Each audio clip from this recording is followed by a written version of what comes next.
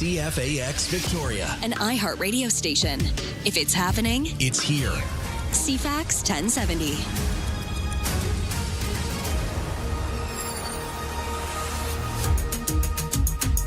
Good morning. It is 6 o'clock on Friday, August the 14th. That's the one. And it's going to be... just ripping by. It's already there. That's almost halfway there. Middle of August. Sunshine today. There is that risk of a dry thunderstorm later this afternoon. We got lots to talk about in the weather, but right now, let's kick it over to the news and say good morning to Lisa Best. Dry lightning's been a problem up Island. BC Wildfire Update has 112 wildfires burning, 47 of those considered out of control. That includes a cluster of 4 new small out-of-control fires to the northwest of the northern tip of Strathcona Park. They're all in one area, and a lot of people up Island last night tweeting about and sharing on socials about dry lightning in the area. So chances are, even though they're an investigation, that could be the cause. They're in the wilderness. There's been 12 new starts, including those 4 in the last 24 hours across BC. In the interior, charred hillside blackened by the Bald Range blaze still billows from small patches of smoke, but the worst of the damage visible from the highway was a local roadside inn that was destroyed when the fire jumped the road.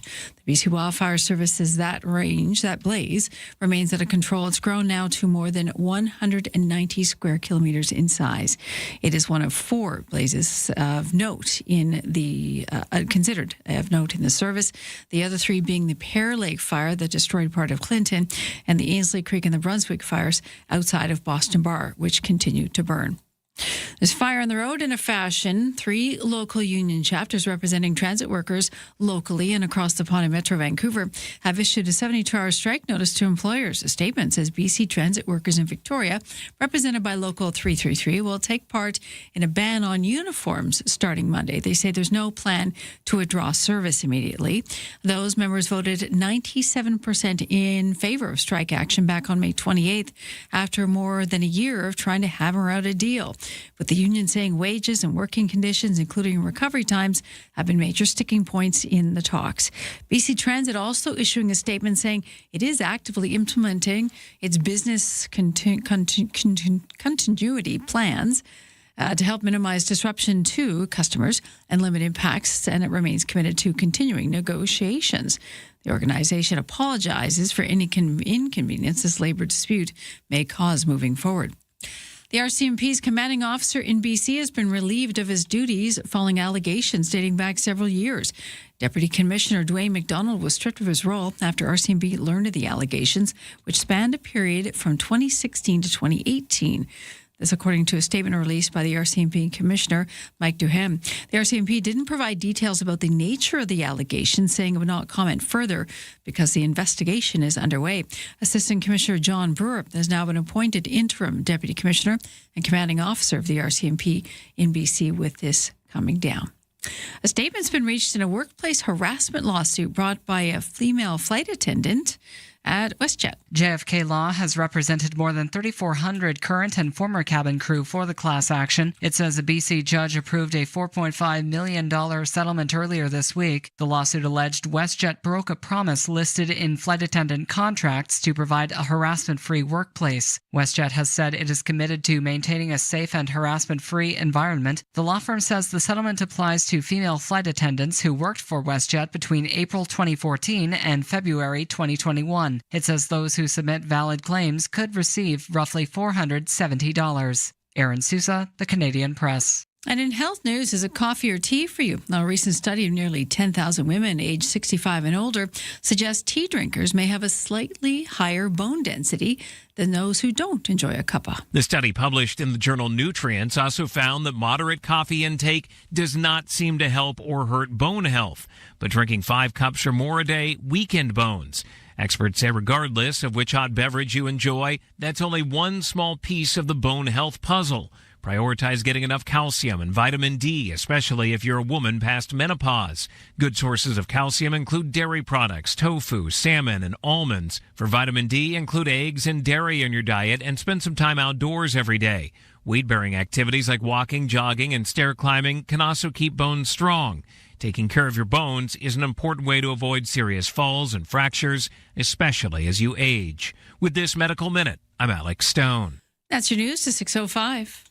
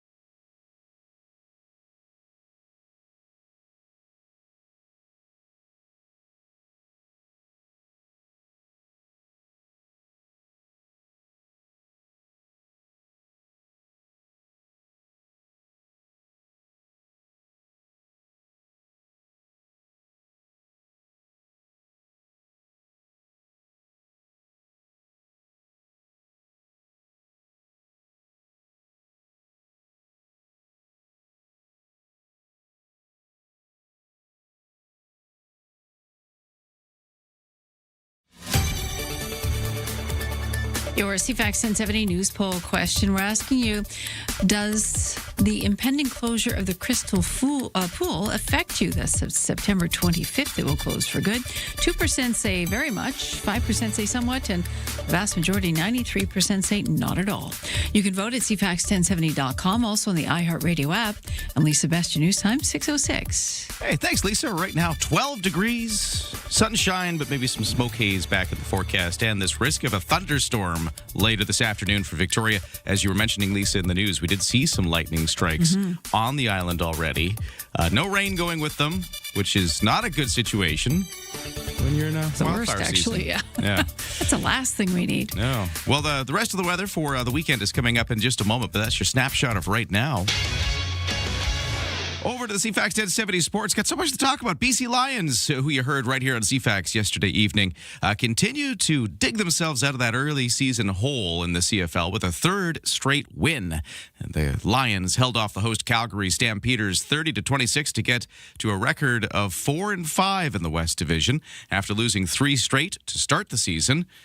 The Lions quarterback Nathan Rourke said the team was now finally gaining some momentum. I think we're trending upwards for sure.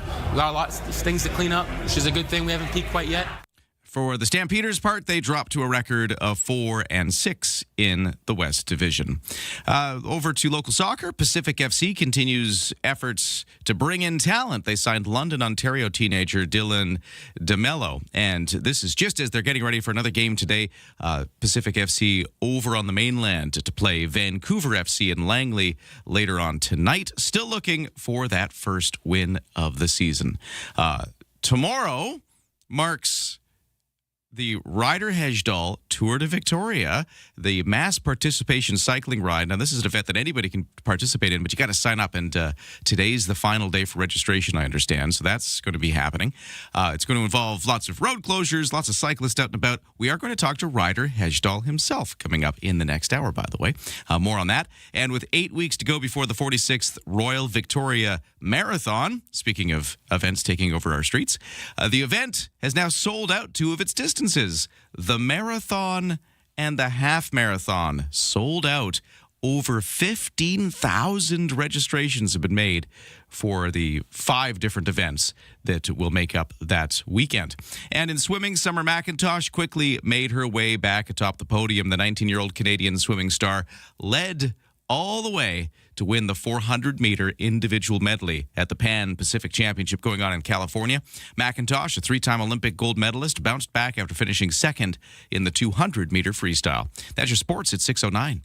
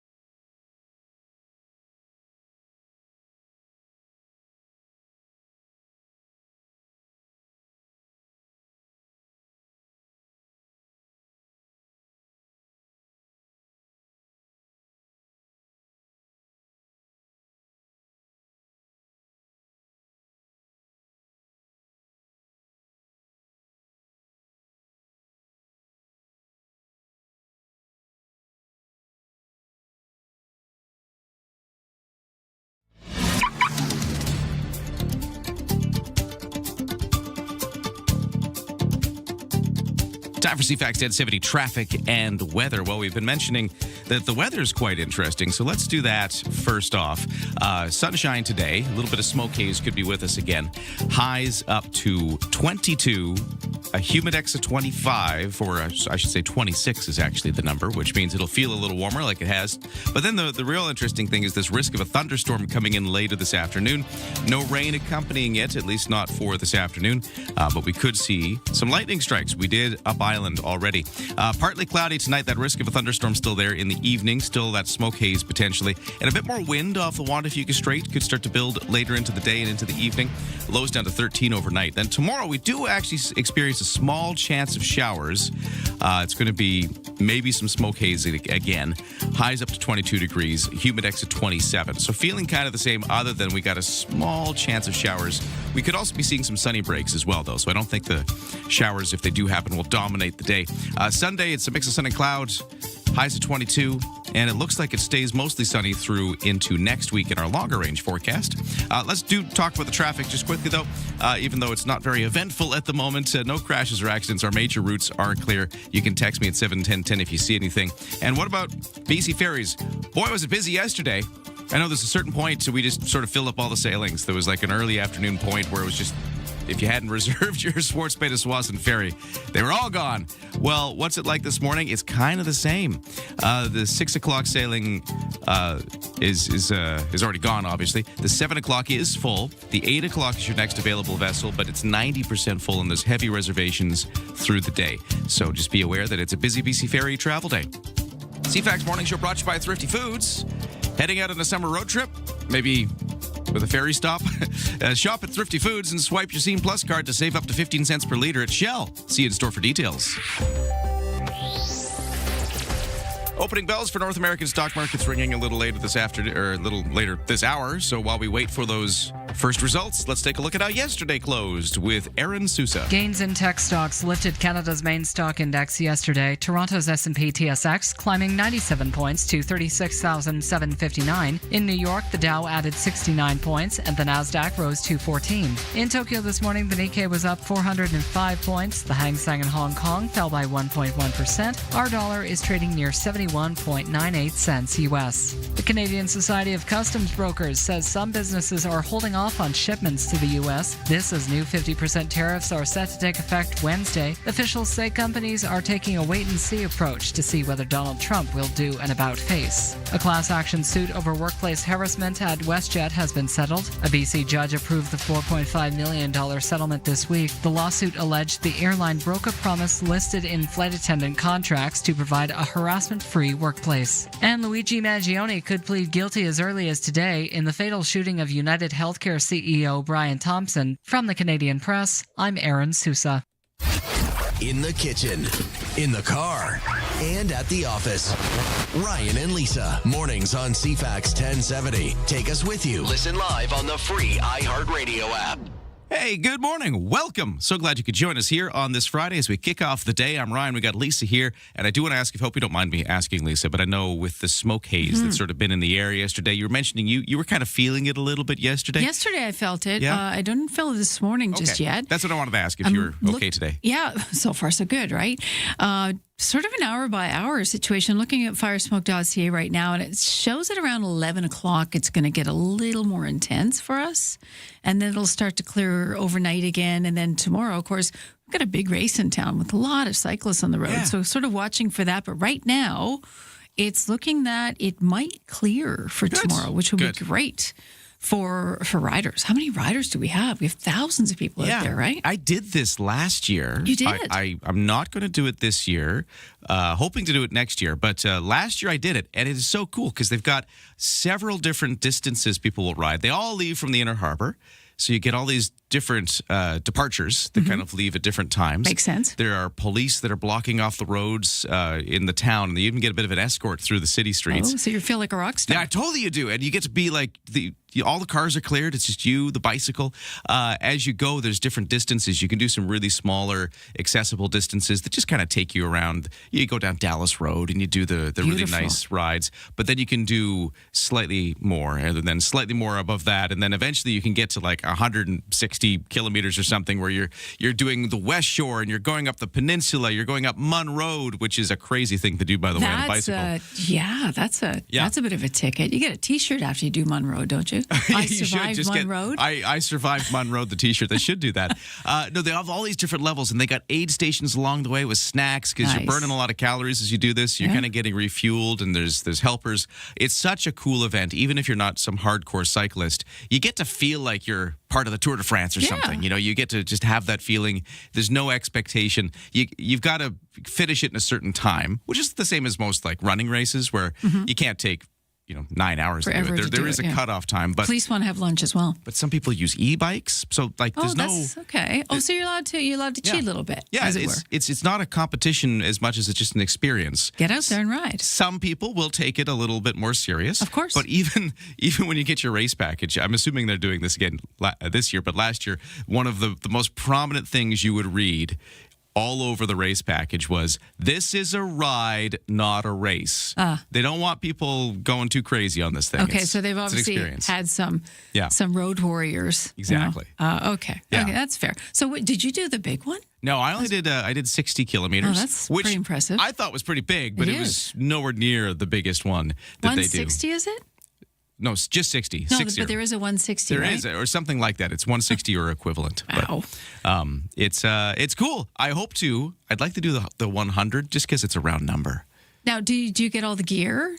Like yourself, you have all the riding gear. Does it help having all the proper riding gear? I mean, it's a silly question, but it does. Okay. I mean, I could go on, but it's if you are trying to go fast, being a little bit more aerodynamic really does help. Okay. Like having the air move by you easier, which those clothes will do for you. And they've got pockets in the right place for all the things you'll need, your bottles or your energy gels you might be taking. So you have to search all your pockets just to find your key to start your bike. Oh, wait, it's a different kind of race. And they have padding. Most importantly, all that biking clothes, if you get the proper clothes, there's a little padding.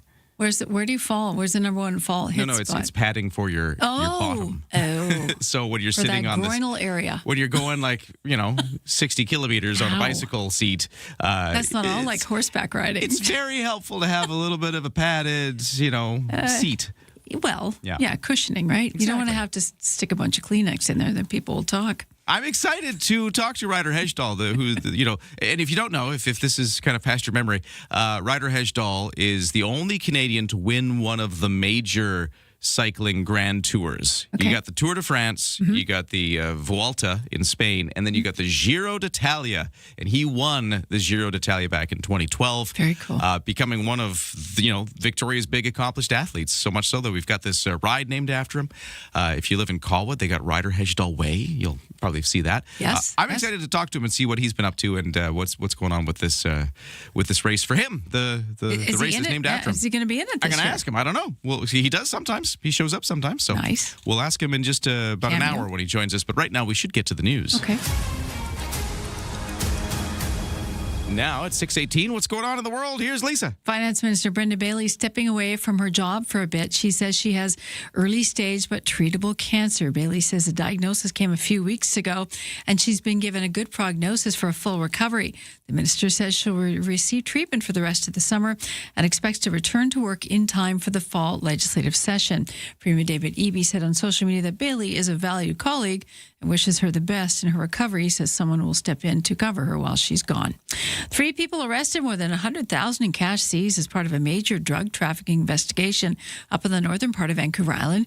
The RCMP investigation involved multiple searches of homes and vehicles in and around the community of Port McNeill, where police say 1 kilogram of suspected cocaine and significant quantities of other drugs, including ketamine, were found.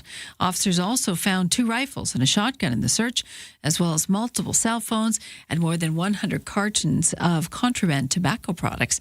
Investigators are seeking the forfeiture of 2 vehicles involved in the investigation as suspected proceeds and instruments of crime. And some Canadian business owners taking a deep breath, finding their zen and waiting to see what the U.S. president actually does come Wednesday. That is August 19th, the deadline for new tariffs that are expected to be leveled on Canada. He has vowed to roll out the new round of tariffs at 50% on a wide range of Canadian products, everything from dairy to down jackets to hockey sticks. And while many companies around the world try to get ahead of the initial tariff rollout that was leveled on them last year, this time more and more are waiting for more information before attempting to chart a new course forward. And that is your news to 620. We'll take a quick break. Traffic and weather coming up. See a problem out there? Let me know. It's 7:10:10. But you know what I also want to hear about? Is anybody out there? Somebody who went to the AC/DC concert last night. I saw lots of photos, lots of devil horns. Yeah, it sounded really cool. I would love to hear a review. Maybe you're in the hotel watching us on CTV Maybe right you're now. sleeping in. Maybe you got the YouTube stream happening as you kind of wake up and get the coffee. Or maybe, you're still asleep because you're up partying doing AC/DC last night. Maybe if you're AC/DC, just give us a call. Hey, right? Hey, Angus. We heard the guys. Angus Young. Right? Give us a call. No, I would love to hear concert reviews, especially if you won the CFAX Summer of Rock. I actually have a CFAX Summer of Rock update for everybody in just a few moments, too. So let's do all that right after traffic and weather.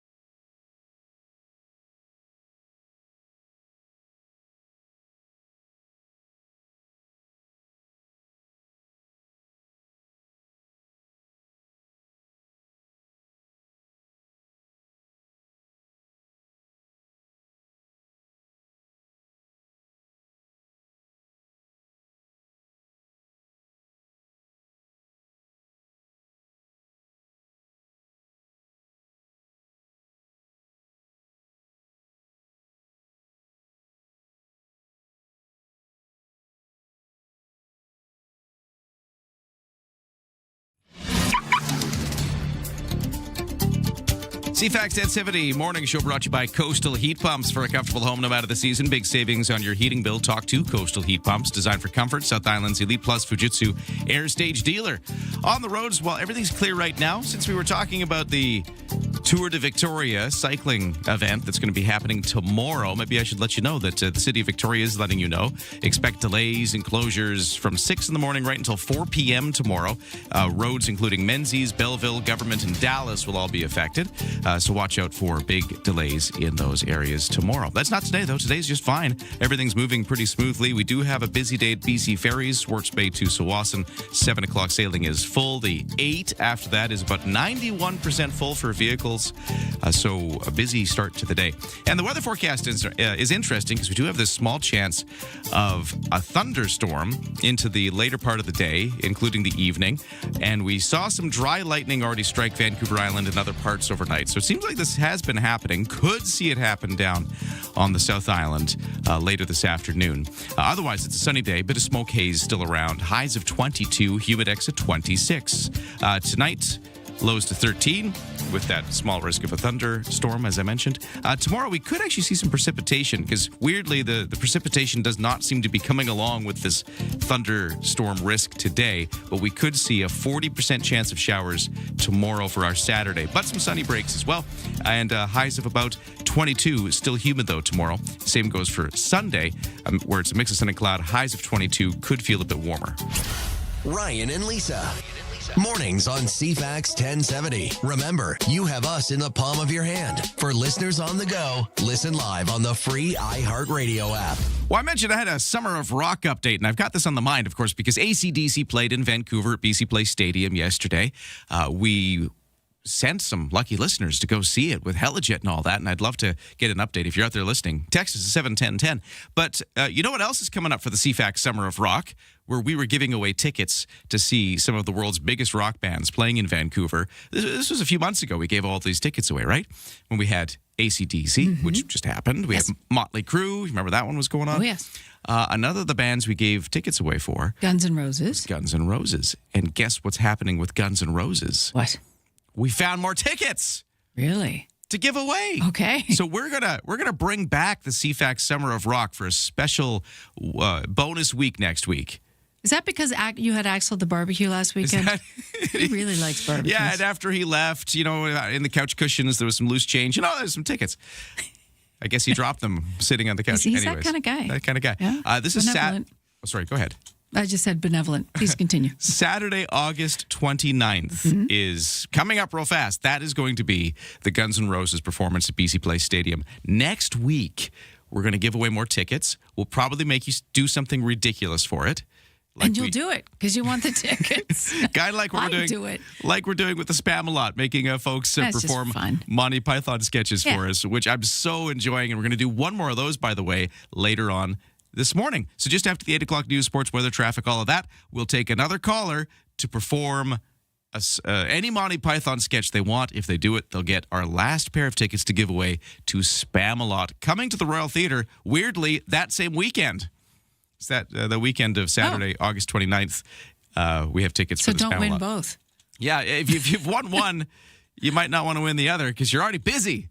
But anyways, that's all coming up. I just wanted to give people a sneak peek. The Guns N' Roses tickets. We've got another one. So the CFAX Summer of Rock is returning.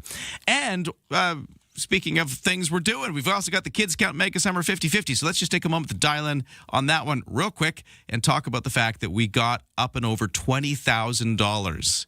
When we started the show yesterday, I think it was in the $18,000 range. Yes. It's almost at $21,000. Yeah, it just went up again. Yeah. In the last hour. That means the winner of this 50/50 jackpot will be walking away with over 10 grand. That is now the 50/50 jackpot with, of course, CFAX Santa's Anonymous and its Kids Count program helping kids beyond Christmas, walking away with the other half As to it do stands. all the wonderful things. Yeah, so it's going to change again. And it's going to continue to climb. Yeah. Which is fantastic. Because we still got 2 weeks.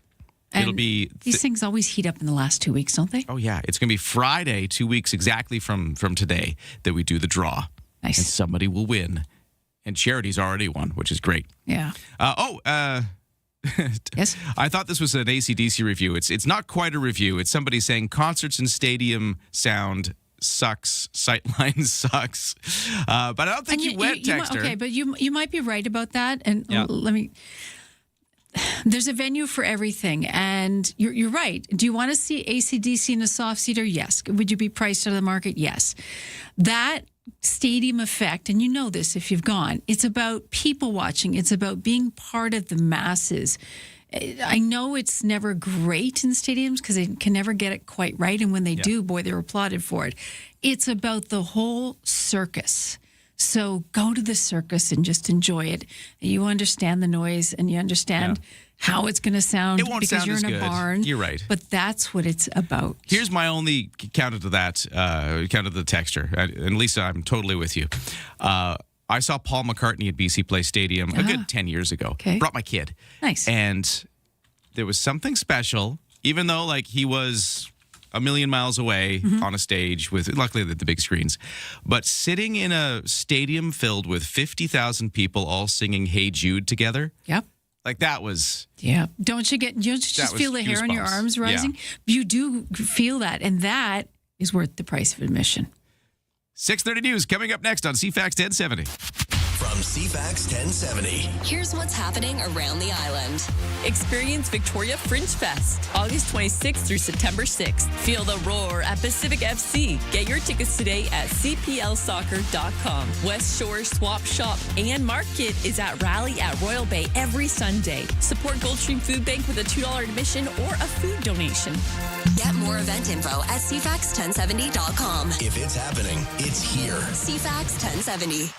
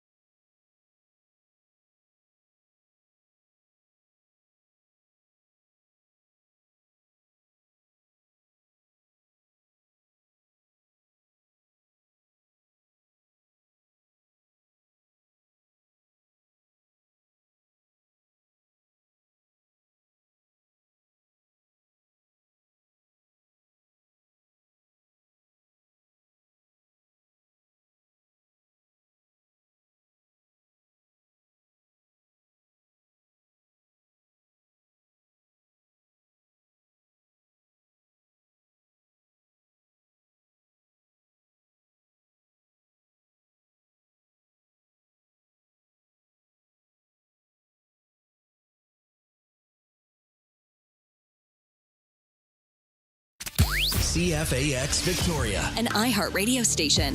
If it's happening, It's here. CFAX 1070.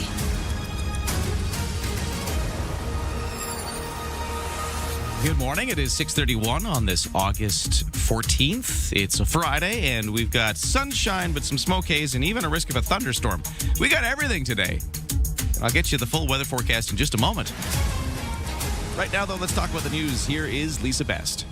Good morning. Some trouble on the roads, possibly. Bad news is Unifor Local 333 here in BC has served 72-hour strike notice for transit locally. That puts members in a legal strike position as of Sunday afternoon. The good news for riders is the union says it's not planning to withdraw service at this point. Instead, they're going to begin a uniform ban on Monday morning, meaning you expect to see your driver in the civvies when they open the door for you on Monday morning. Members voted 97% in favor of a strike action back on May 28th. The collective agreement that they had expired on March 31st, and they've been trying to hammer out a new agreement ever since. Wages, working conditions remain the central unresolved issues, particularly run and recovery times, which determines how much time operators have to complete a route and recover between their trips. The BC Wildfire Service says there's 112 wildfires burning the province as of this hour. 47 of those are considered out of control. There's been 12 new starts in the last 24 hours, and that includes a cluster of 4 small out-of-control fires up on Vancouver Island. It is just northwest of the northern tip of Strathcona Park, deep in the wilderness, believed to be lightning caused, even though crews are looking into the exact cause of those 4. But a lot of people up island that were on socials last night saying that there was a lot of dry lightning in the area. Meanwhile, on the mainland, Chard Hills, blackened by the Bald Range blaze, still billowed with small patches of smoke. The worst of that damage visible from the highway, a local roadside inn that was destroyed when the fire actually jumped the road. The BC Wildfire Service says the Bald Range fire remains out of control, and it's grown to more than 190 square kilometers in size at this point. It is one of 4 blazes considered wildfires of note, 3 others being Pear Lake fire near Clinton and the Ainsley fire, as well as the Bunswick fire that's outside of Boston Bar. To the tariff war now, which for some feels like pulling teeth trying to get answers to details from any Canadian or American trade officials. as they hunker down in Washington, D.C., trying to hammer things out. The CTV's Mike Lecouture says another meeting took place between both sides yesterday afternoon. How are the trade talks going with Canada, sir? Just another day at USTR. U.S. Trade Representative Jamieson Greer said little ahead of his meeting with his Canadian counterparts. Same thing for Canada-U.S. Trade Minister Dominic LeBlanc. Mr. LeBlanc, have we rejected any proposals by the U.S.? We're not talking about that. LeBlanc and lead trade negotiator Janice Charette were supposed to meet with Greer for an hour, but it went 90 minutes. There's a lot of workers that want to know what's happening with these talks, Minister. So we're continuing to do the important work that Canadians expect us to do. How many more meetings are you going to have with Mr. Greer, with Ambassador Greer? We'll have as many meetings as it takes. The deadline is Wednesday for Donald Trump's new 50% tariff threats on a wide range of Canadian products.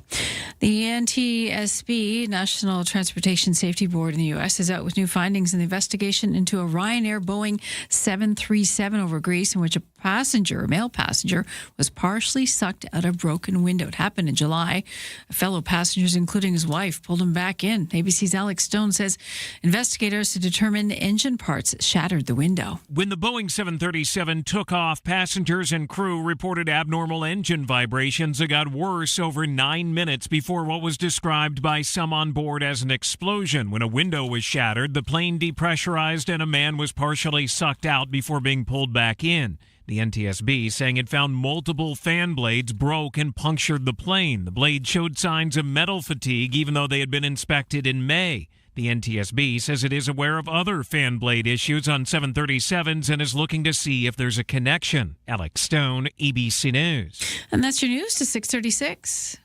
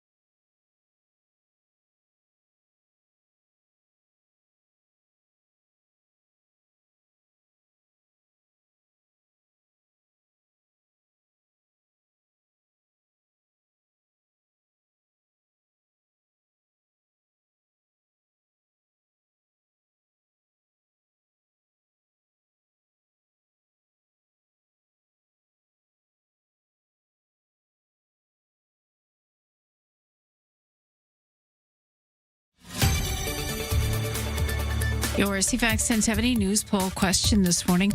We're asking, how much will the impending closure of the Crystal Pool September 25th affect you? 2% say a lot, 5% somewhat, 93%, the vast majority, say not at all. You can vote now at CFAX1070.com or in the iHeartRadio app. I'm Lisa Best, your news times, 6:37. Hey, thanks, Lisa. We got some sunshine today, but then we do have a risk of a thunderstorm. So, lots happening in the weather. Yeah. We'll tell you about it in a moment. 12 degrees is the temperature right now as we get into this Friday. Let's talk about sports first. The BC Lions won a third straight in the CFL with a 30-26 victory over the host Calgary Stampeders. The Lions were -1 in rushing after the first quarter, but finished with 152 on the ground, including Xander Horvath's rushing touchdown for his team leading 8th. Lions head coach Buck Pierce said defense in the first half gave the offense time to get its running game together. To be able to run the football effectively, you got to do it multiple times. We popped some big ones in the second half, and we're able to generate some momentum. Well, next, see the BC Lions in action against the Saskatchewan Roughriders on August 23rd. Another game you will hear right here on CFAX 1070. In tennis, Ben Shelton successfully defended his men's singles title at the National Bank Open. The fifth-seeded Shelton beat fellow American Brandon Nakashima in straight sets to claim his second ATP Masters 1000 title after winning last year's tournament in Toronto. Shelton was proud of the way he advanced through the tournament without dropping a set. The way you win, for me, it also matters. Not just winning, but the way you do it. And I couldn't be more happy with the way I did it this week. Shelton becomes the first men's singles repeat winner at the Canadian Open since Spanish legend Rafael Nadal back in 2019. On the women's side, we saw Iga Swiatek beat Elena Rybakina 6-2, 6-3 to win the National Bank Open in Toronto, just to round up the tennis. Pacific FC in action tonight. They are taking on Vancouver FC in Langley. Still looking for that first win of the season, but they got some extra help. They've brought in another player, signing Ontario teenager Dylan DeMello just ahead of tomorrow's game. That's your CFAX Sports to 6:39.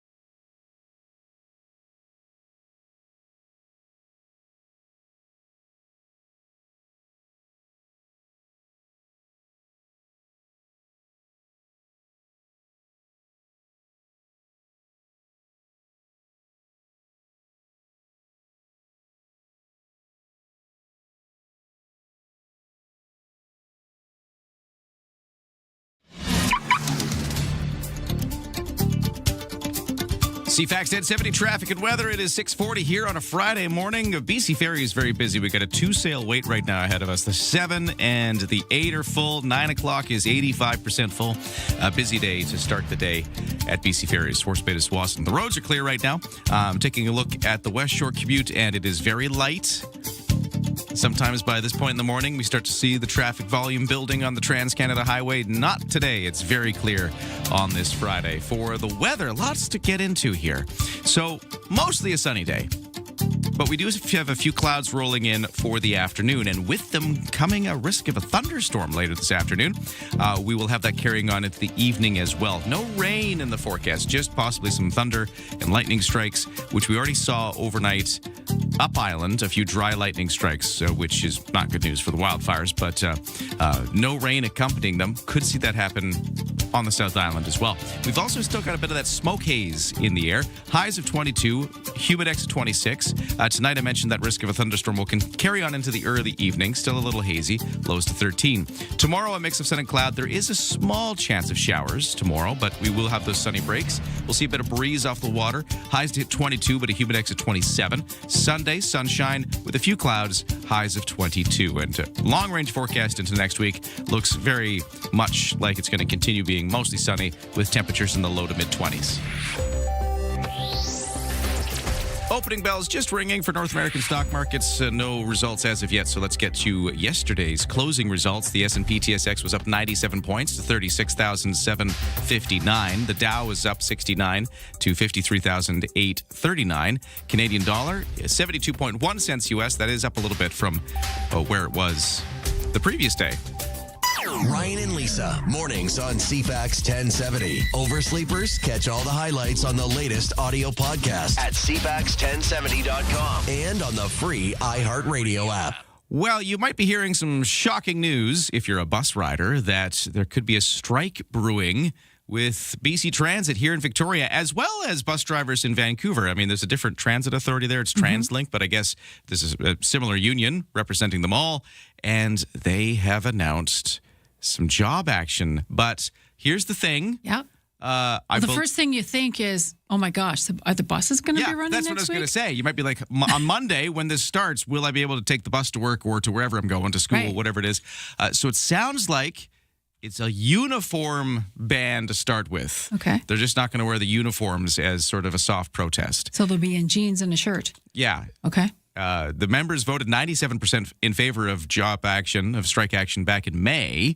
Apparently, they've been bargaining for more than a year, and they have issues like wages, which always comes up, but also some working conditions, recovery times, those kind of things are the sticking points. They've, I guess, got to the point where they want to start ratcheting up some job action, but it doesn't mean the buses are going to stop. Yeah, nobody's being curbed just yet. Yeah. So that was, I just, when I heard that, I thought that was a good thing to clarify a little bit, that Absolutely. you still can expect the bus to show up. You just don't expect the driver to be wearing his uniform. Yeah, you might not recognize your driver in his civvies. Yeah. But that's okay. Yeah. If he's behind the wheel and he's taking you where you need to go, you can breathe easy for the moment. But they're still talking, which is good. Hopefully, they'll come to some resolution. They've been without a contract since March. So it's time to hammer something out. Yeah, And they all know that. We'll watch and see where that goes. We'll keep you posted here on CFAX 1070. What else is going on? Well, let's do this. At 6:45, over to the headlines with Lisa. Thank you. Sex offender Randall Hopley will remain under a supervision order for another year, although his ankle bracelet has been removed and his curfew extended by 1 hour. The Parole Board of Canada says Hopley has several psychological traits that make him resistant to treatment and a high risk to reoffend. The 60-year-old has been in the national spotlight several times, such as when he abducted a 3-year-old boy from a home in BC in 2011, only to return the child days later. The board says Hopley recognizes that his mental health can deteriorate quickly without supports and needs oversight to manage his risk in the community. Hopley was also not to have any leave privileges. Cuts coming to Canada's diplomatic and peacekeeping efforts are not going unnoticed. Riyad Shaki, the High Commissioner of Ottawa in South Africa, says bluntly, quote, "You don't withdraw from global commons and then say you want to build middle power alliance." Shak's comments come as Canada plans to recall peacekeepers from Egypt, Congo, and South Sudan, where Ottawa has suspended its embassy. He says he doubts that Ottawa will save money with this move, which critics say is one of the reasons behind it. And Canadian students looking for a break on their application fees, the University of PEI apparently has your back. The school says it's scrapping the $50 fee in its effort to boost enrollment after Ottawa cut the number of international students admitted to the country. The university also plans to call students who are offered a spot to help them register for classes. Secondary students should be watching as plans are underway to expand their presence in high schools. That's your news to 646. Thank you, Lisa. Let's talk baseball for a second, because local Little League is having a bit of a moment. Remember a little while back we were talking about how the Victoria Bulldogs were the first local team to make it to the Intermediate World Series this month? That was great. And they're down to Los Angeles for the games. So cool. Now, adding to that momentum, Central Saanich Little League says it's seeing an uptick, not just in Little League baseball, but specifically in girls' participation in the sport. And they've even filled out some new all-girl teams to encourage more kids to get involved. They're hosting a free girls' baseball try-it night happening next Wednesday. So I wanted to get into the girls' scene when it comes to baseball. So we're going to meet Coach Claire McDonald in just a moment, joining us on the program. Right after do a traffic and weather. See a problem out there? Text me at 71010. From CFAX 1070. Here's what's happening around the island. 40 years of Fringe magic. Experience Victoria Fringe Fest, August 26th through September 6th. Feel the roar at Pacific FC Soccer. Get your soccer tickets today at cplsoccer.com. Live music, good vibes, and fun for all ages. Silverfest is back August 15th at Starlight Stadium. Get more event info at cfax1070.com. If it's happening, it's here. CFAX 1070.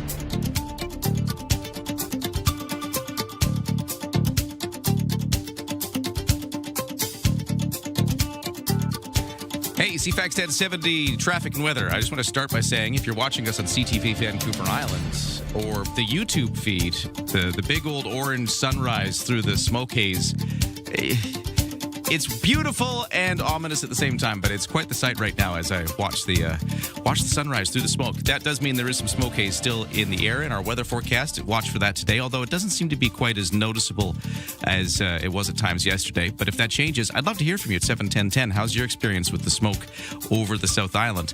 We expect a mix of sun and cloud today and even a risk of a thunderstorm by later this afternoon. Temperatures of 22. Humidex 26. That risk of a thunderstorm carries on into early evening. And when I say thunderstorm, I'm not talking rain. It's just maybe the lightning, which we did see over the island, up island earlier overnight. Some dry lightning coming down. Partly cloudy otherwise tonight with lows to 13. Tomorrow, mix of sun and cloud. There is a small chance of showers tomorrow. Just a mix of sun and cloud for Sunday. And it looks like sunshine with a few clouds continues into next week.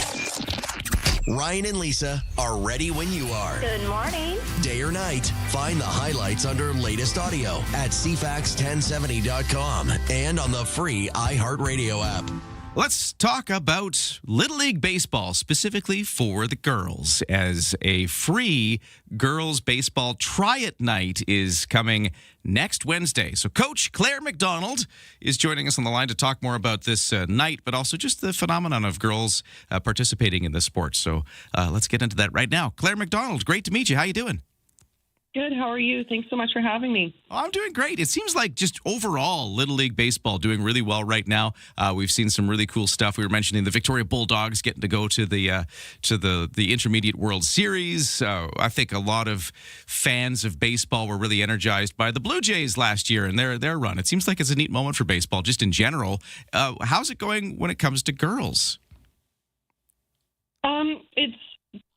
It's great. They're having a hard time, Okay. but we're seeing lower numbers as they get older, and that's sort of part of why we want to do the open house and where we've come with the idea of the girls' league situation, girls' division. I've been a coach for the last 4 years in baseball and seen firsthand that there's dwindling numbers. And as they get higher up in the older level, there's usually one or two girls, and they have to really fight hard to prove that they deserve to be out there. So it just wanted to give an opportunity where there was such a lack of support emotionally, mentally, and physically for these girls to keep playing. Well, let's talk about, the makeup of how this has looked, because when my kids did Little League Baseball, they're out of it now, but they did it for a time, and they were mixed teams, right? You'd get the girls and the boys were all together. Correct, yeah. We are a co-ed Little League, but like I said, as we get into the older ages, I'm saying about from 6 to 9 years old, we really start losing the numbers and start seeing only one or two girls per team, and only maybe a handful of girls per division. And it's getting harder and harder for them to feel more confident to stick to it. And can I ask why? What happens? It's hard. The boys' club, the way that boys chit-chat and gib-gab to each other, it's not uplifting like girls do. And when you're in the dugout and you hear some of the stuff that these boys are saying and the way that they think that they're lifting each other up, it really isn't. And oftentimes you can hear once a girl gets to first base, I've heard it as a first base coach, once my girl has made a wicked hit, made it all the way to first base, you can hear from the dugout from the other team, "Oh, you don't belong here. Girls don't belong in baseball. You're not strong enough. Girls aren't strong enough." And fair enough, women have different strengths than men, and we don't have the exact same muscle capacity, but I feel that every person brings something different to the table that someone else doesn't have. And I feel that we need to be given that opportunity, especially with women's professional baseball just starting in their inaugural season. It's such an important opportunity for women to finally have something beyond Little League. Claire, why isn't someone curbing this misogyny? Well, and that's where we're coming into that. It's a 50-50, right? So with all sports, and I'm a multi-sport person myself. I've been in many high competitive levels throughout the years. And it's just sort of, there's the guys, and then there's the girls, guys, where there are the ones that have sisters or cousins, or they have, they've been raised by a single mom or what have you. They have more prevalent women in their life, and you can just tell that they are a little bit more sensitive to how they talk to a girl when they're feeling very down. And a lot of guy coaches don't have that capacity. They don't understand or know why that girl's crying in the dugout, even though they've just told them, those boys told me I don't belong here. A lot of these coaches don't know how to pull them back out of the dugout. So it's pull them about back out of that emotional trench. So it's about training the adults. Well, we're working on that. It's also about visibility. I really think that whenever you collect a group of girls, women, or females together, automatically they immediately feel more powerful and more empowered. And when you have, like myself, a head coach who's a female that's coming and saying, hey, I want to work with more girls who just don't feel as welcome as they should. Excuse me. How can we make this better? So numbers are stronger working together. Many hands make light work. So making sure that we have like-minded people who want the same goal and have the same trajectory is what's really important. So we really want to make sure that we're making sure the girls are safe, that they're stretching, they're warming up, because there's a higher risk factor for girls medically when they aren't doing anything properly to stretch and warm up for practices or games or anything. And a lot of guys don't understand that. And women's medical information isn't as widely known, and it's starting to come out. I myself am a huge nerd, obviously, about medical sports stuff, and it's something that I'm extremely passionate about. And I, again, as a sports athlete myself, saw where there was a little bit of a lack, and where we needed to help encourage, like, positive nutrition, just giving them education. Hey, did you have a really high protein, low carb snack before you came here? Oh, right on. That's excellent. Like, did you bring your water bottle? Okay, no worries. Like, we need to make sure we have water, okay? And it's just those little minimal education that puts those habits in, and then they bring those forwards into their life as they get older. And then they'll be more successful and a better employee as well. So that's led to what Central Saanich Little League has done, and that's all girls teams. Have you got multiple of these now, or is it just one? Talk about the all girls teams. So we started off in October. We did a mild survey asking, hey, does anyone have interest in this? If we started a girls team, who wants to join in? So original survey was 12 girls. And then we had a wonderful open house in our indoor facility because it was winter time. We have an amazing facility at Central Saanich here. And then our numbers quickly went from 12 to 27 in less than 3 weeks. So then we had two teams. So went from one team to two teams, and was wonderful. We had a really busy first season. We learned a lot and have grown a lot. And I now have amazing supporting ladies. I've got Gabe Unser and Pauline Olson, who are my right brain and my Robin to my Batman. Nice. And they're just as passionate as myself. They have also been through sports ourselves and seen the lack of it all. So we're just trying to bring these girls together, give them a positive environment to learn it. Our main catalyst as well is you don't need to know how to play baseball. You don't need to know. You just need to be willing. We can teach anyone to play baseball. We can't teach them to be willing to show up. Well, that's such a cool thing that you got these all-girls teams. It seems to be needed, given what you've told us here. And let's just end on this. Wednesday, you've got a free girls baseball try-it night. What do we need to know about that? So Wednesday, August 19th, from 6 till 8 p.m., Central Saanich Little League. It's at Centennial Park, Diamond 5, the one with the concession stand. Ages 5 and up, you only have to bring sneakers, hat, water bottle. We have everything else. Just come give it a try. You don't need to have any experience whatsoever. You just got to give it a go. Well, thank you so much for talking to us today, and best of luck with the try-it night, but also the whole thing. I'm left feeling a little bit, discouraged that these girls have had these experiences with the teams, with the boys, but I'm really happy that there's this space now for them to play in. That's a really uplifting part of the story, so thank you for sharing it. Thank you. Yeah, what we're really trying to do is encourage the other little leagues in Victoria to decide if they want to do a girls squad or a girls team, and if they need any help or advice, we're not the gurus on it. We're still learning ourselves, but we would really love to encourage them because we would love some girls teams for our girls to play against. Claire McDonald, coach of the Central Saanich Little League team, the girls ones. Thank you so much. I appreciate this. Good luck, and let's stay in touch. Thank you so much. Have a great day, guys. 7 o'clock news next on CFAX.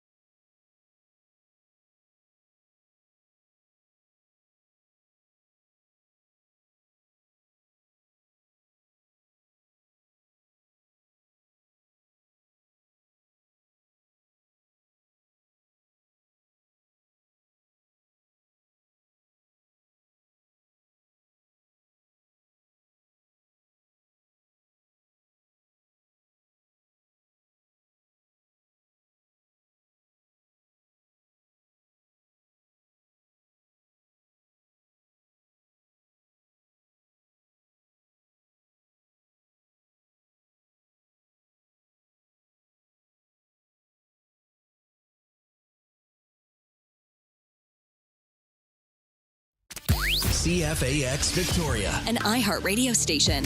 If it's happening, It's here. CFAX 1070. It's 7:02 on this Friday, August 14th. Sun is rising through some smoke haze right now. You can see the shot on CTV Vancouver Island or YouTube if you're watching us on the radio. We'll tell you all about the weather in just a moment. But right now, the news begins, and let's get over to Lisa Best. BC Wildfire Update has 112 fires burning the province, 47 of those considered out of control, including the one that is still threatening Summerland. 12 new starts in the last 24 hours. That includes a cluster of 4 small out-of-control fires in mid to northern Vancouver Island. It's just on the northwestern tip of Strathcona Park. They're all in a cluster, and we did get reports on social media that a lot of people were seeing dry lightning in the area last night, so chances are that could be the cause of it. So crews are scrambling to get to those before they get larger. And on the mainland, the charred hillsides blackening, the Bald Range blaze still billowing with small patches of smoke. It'll take a while to calm the land after that rolled through. The BC Wildfire Service says the Bald Range blaze remains out of control and has now grown to 190 square kilometers. It was 100 square kilometers as of last weekend. It is one of 4 fires classified as wildfires of note. Moving forward, the 3 others being the Pear Lake Fire, which continues to burn near Clinton, and the Ainslie Creek and the Brunswick Creek fires, which converged near Boston Bar.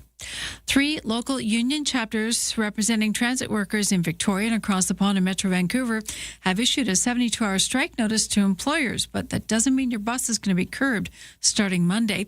A statement from BC Transit workers here locally, represented by Local 333, say they'll take part in a ban on uniforms starting next week, but there's no plan to withdraw service immediately.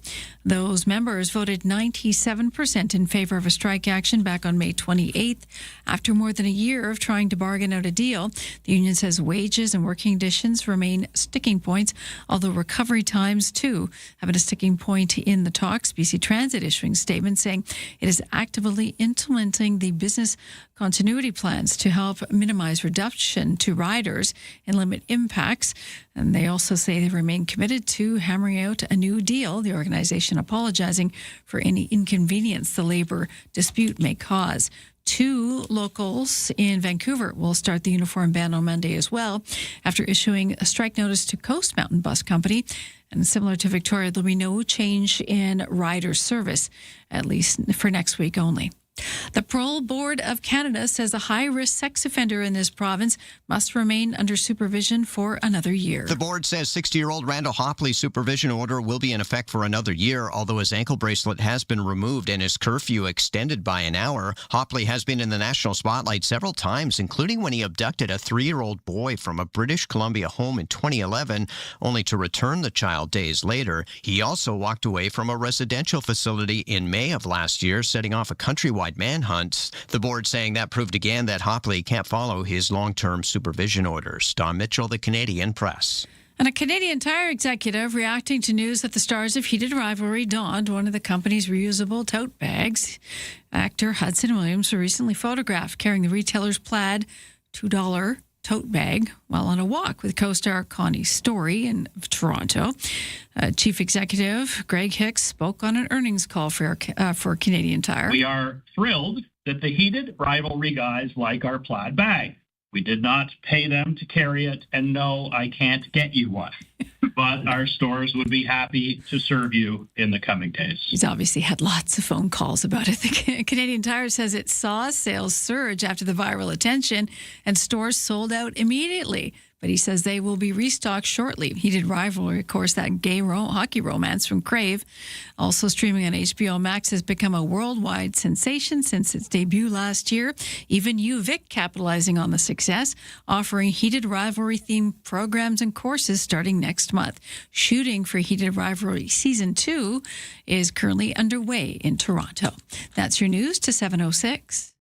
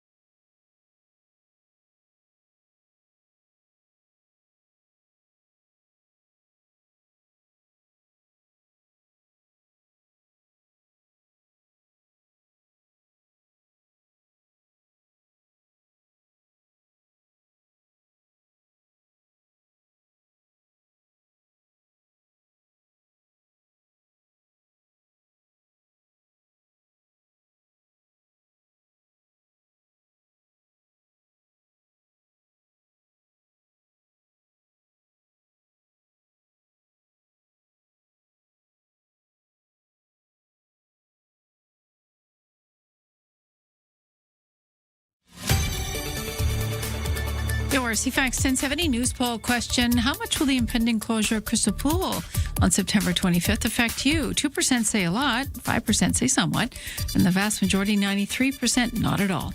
You can vote now at CFAX1070.com, also on the iHeartRadio app. And Lisa Best, your news time, 7:07. Thank you, Lisa. We have a mix of sun and cloud today and a risk of thunderstorm later this afternoon and into the evening. No rain expected today, but maybe some showers tomorrow. Full forecast to come. Right now, over to the CFAX 1070 Sports. Iga Swiatek beat Elena Rybakina 6-2, 6-3 to win the National Bank Open in tennis in Toronto. Swiatek says she's thrilled to have her first WTA Tour title in almost a year. It means a lot. I'm speechless a little bit because the journey has been bumpy this season. So to be here and to hold the trophy and to win against, the best players for sure means a lot. And I'm just proud of myself and super happy. Swiatek is projected to rise 2 spots to number 6 in the world rankings. On the men's side, Ben Shelton successfully defended his men's singles title at the National Bank Open, also happening in Toronto. For the BC Lions, they continue to dig themselves out of that early season hole in the CFL with a 3rd straight win now after last night's play in Calgary. The Lions with the 30-26 win over the Stampeders. They have now a record of 4-5 in the West Division. Now, after losing three straight to start the season, Lions quarterback Nathan Rourke says the team is finally gaining some momentum. I think we're trending upwards for sure. We got a lot of things to clean up, which is a good thing. We haven't peaked quite yet. The Stampeders dropped to a record of 4-6 in the West Division. What else is going on? Well, in local soccer, Pacific FC continuing its efforts to try to get that first win. And now they've brought on some new talent. They signed London, Ontario teenager Dylan DeMello. The Tridents will take on Vancouver FC in Langley tonight.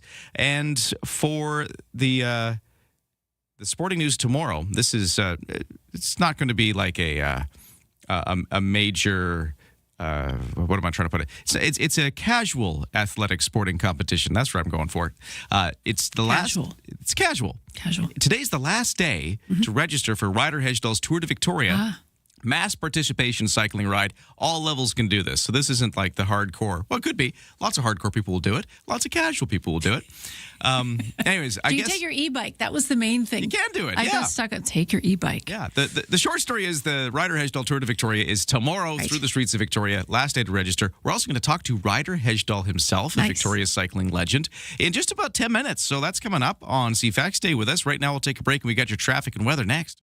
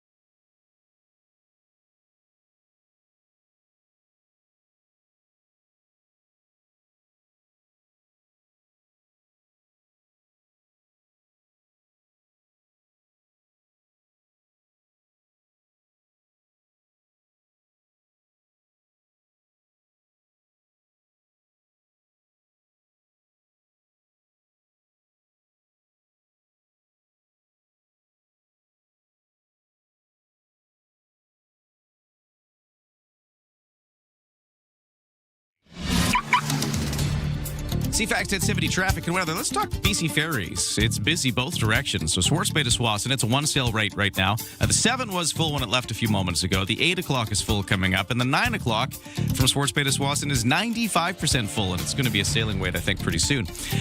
It's even worse coming back the other way. Is it all of the Victoria and Vancouver Islanders who went over to see AC/DC at BC Place Stadium last night now trying to come home? It's a 3 sailing weight from the other end. And it's just about a 4 sailing weight. It's moments away from a 4 sail weight from Swassen to Swartz Bay. 8, 9, 10, and almost the 11 o'clock sailing are full right now.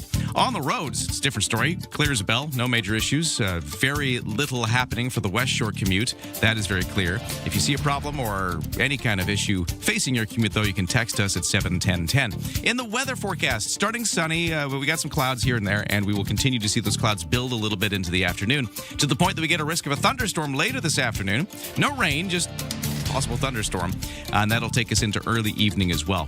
Temperatures today will top out around 22, but a humidex of 26.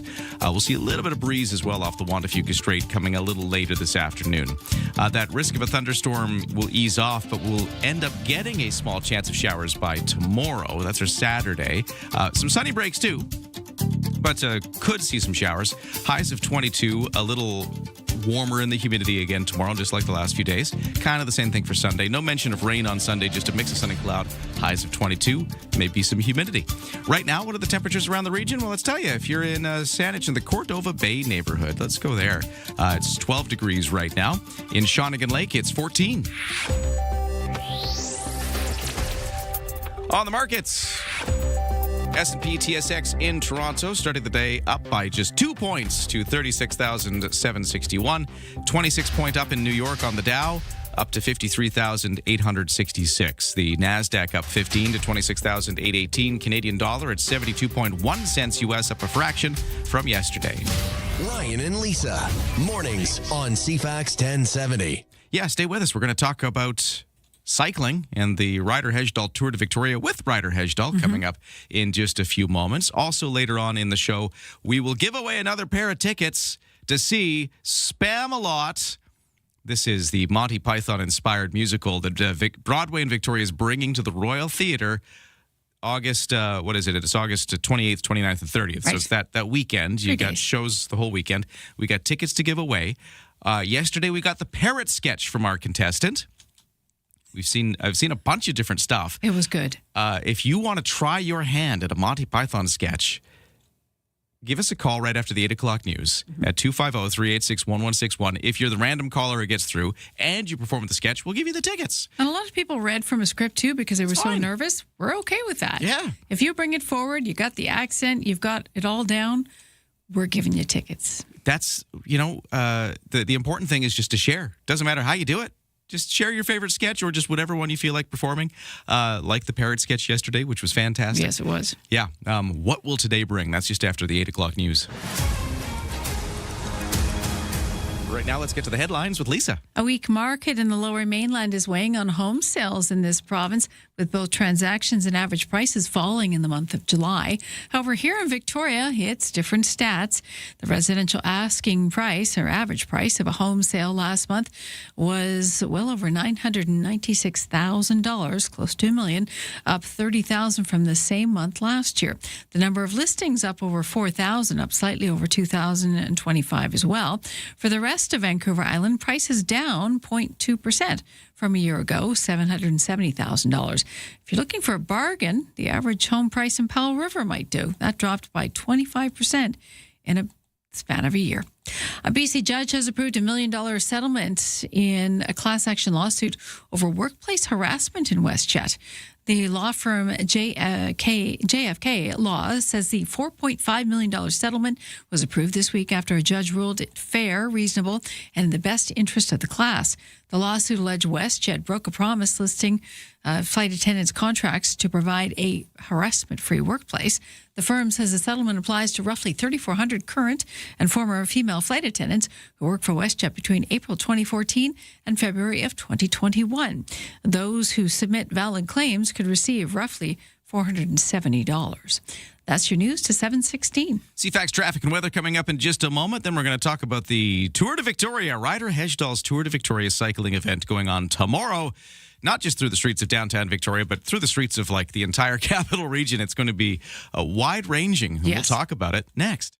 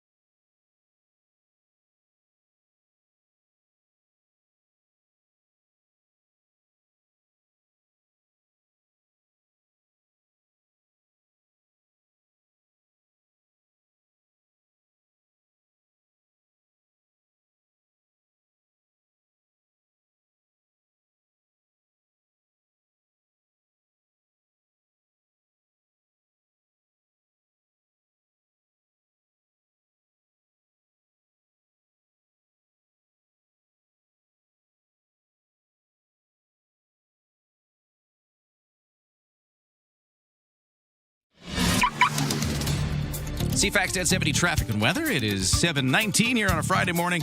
The traffic volumes out of the West Shore are really light right now. Not seeing much as far as West Shore commute. In fact, all of our major routes very clear at this time. You know what's not clear?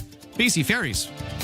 Multiple sailing weights in both directions from Tsawwassen back to Swartz Bay. So people coming over from the Vancouver end back to Victoria. It is now officially a 4 sailing weight. Almost a 5 sailing weight.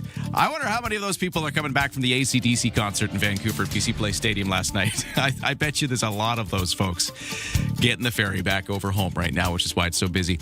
The other direction, if you're going over to the mainland from Swartz Bay to Tsawwassen, it's just a 1 sail weight right now, but it's almost a 2 sailing weight with the 9 o'clock almost full as well as the 8.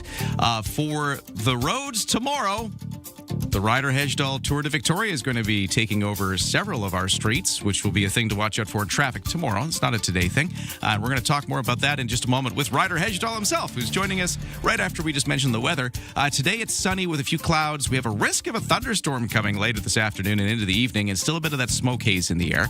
High of 22, little humid as well. Overnight, after we get through that risk of a thunderstorm, it's going to go away. Tomorrow it's just a mix of sun and clouds, small chance of showers, maybe a little smoke haze as well. That's your Saturday forecast for the Tour de Victoria. The best way to start an island morning.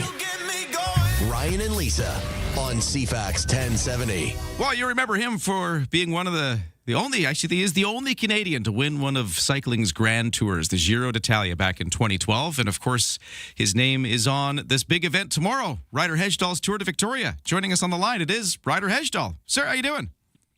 I'm excellent. Good morning. Great to talk to you. So the big event is tomorrow. You're riding in it yourself, aren't you? Oh, absolutely. Yeah. Wouldn't miss it. Yeah. What's it like to have an event named after you that you're in? That's got to be a fun thing to do. Yeah, that's awesome. I mean, definitely now when you say 15th annual, that's pretty special. So I think that not so much for me, but speaks to the cycling community in Victoria that it's a fixture and people really appreciate it. It's such a neat thing to do. I did it last year, and my biggest takeaway was, even if you're just a casual rider, which I am, I'm no Tour de France participant myself. I go quite slow. But there's not that many. Not that many. But just the fact that you can kind of get that experience. You know, the roads are clear. You get the support stations. Even if you're just slowly making some goal, like I'm going to go 60 kilometers, which is what I did, and that seemed like a lot to me.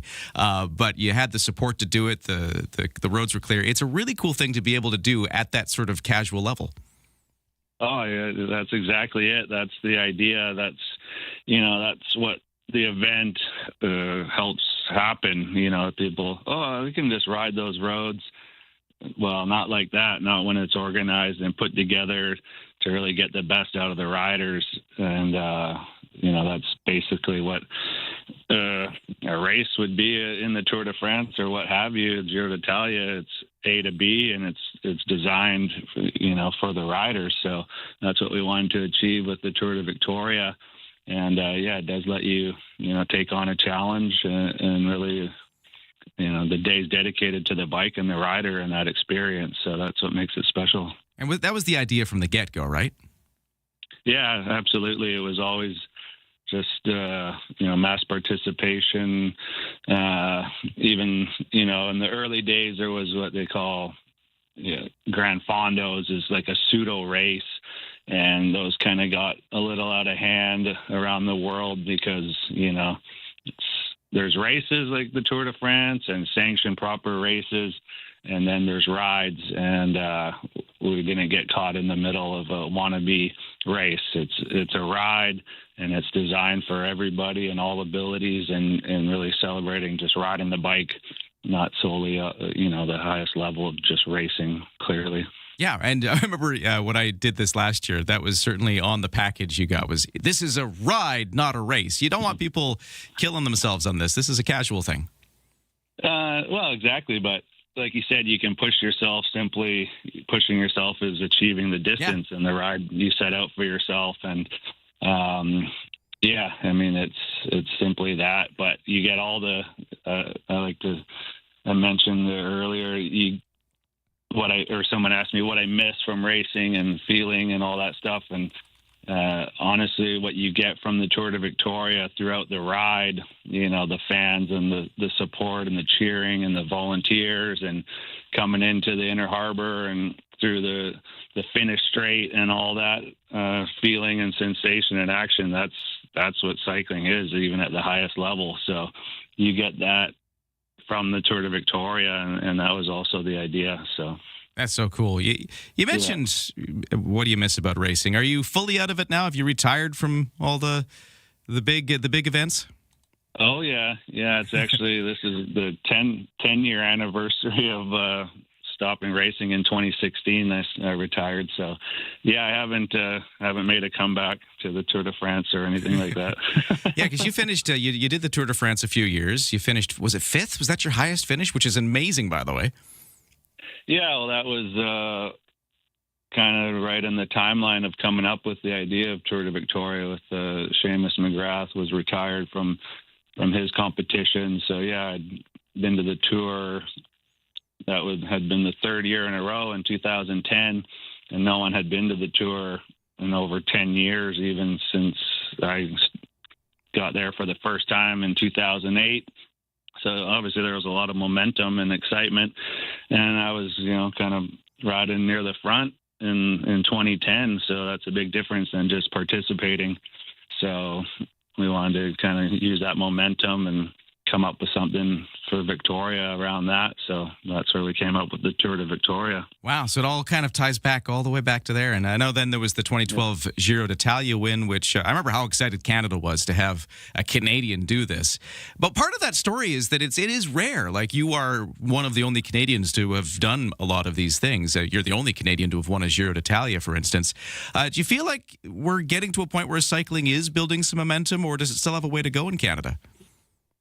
No, I think Canadians are well established in the top levels and disciplines of all cycling.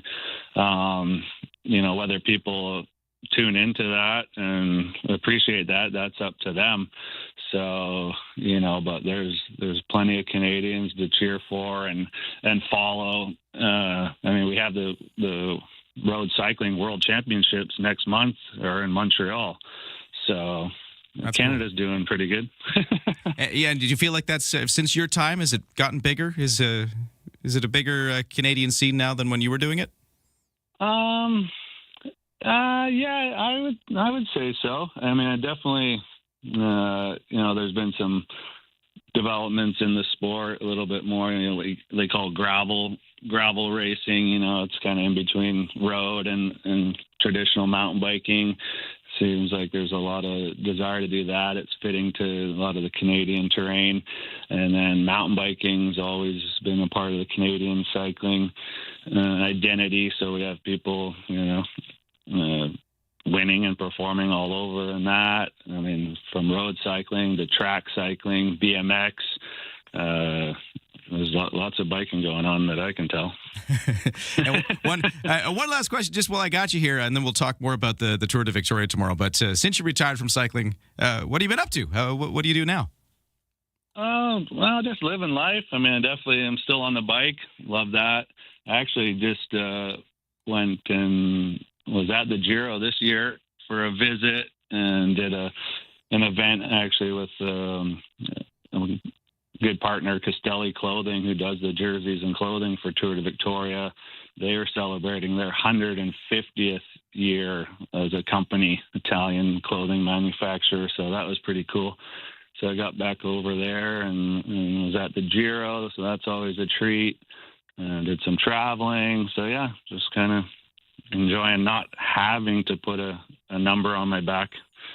You can still enjoy the cycling without all the competition that comes with it. We're talking to Ryder Hejdahl, the Ryder Hejdahl Tour de Victoria. It's happening tomorrow. Leaves from downtown, several different distances. There's short distances. There's really long distances that'll push you. There's a lot to take in, and people can still register, right? Because today is the final day for that? Yeah, exactly. We left you can register online, I think right up till midnight tonight. So if you're on the fence or haven't heard about it yet and or didn't realize all abilities are welcome and ages and just that's only one day a year. So if you still have a chance to sign up, and we love to see you out there on Saturday. Well, have a great time tomorrow. You'll be out there riding it too. And to anybody else who's going to be doing it, have a wonderful Ryder Hegedal Tour de Victoria, whatever distance you're doing. But thank you so much for catching up with us here on CFAX. Pleasure. Thank you. All right, there you go. And actually, a texter at 71010 just joining us saying BMX Provincial Championship Racing is this weekend in Colwood, almost along the Tour de Victoria route. That's cool. Yeah. Cycling, alive and well in Victoria. We'll take a break. 7:30 News next. CFAX, Santa's Anonymous. Hey, grown-ups, the ones still kids at heart. Through the Kids Count Children's Grant Program powered by CFAX Santa's Anonymous, local kids are getting help with summer camp fees, food security, and mental wellness support. Where do you see kids needing the most support? Access to healthy, fresh food through the summer. Visit CFAXSantas.com right now and give directly to the cause that matters most to you. Kids Count. Powered by CFAX Santa's Anonymous. To find out how you can help, visit CFAXSantas.com.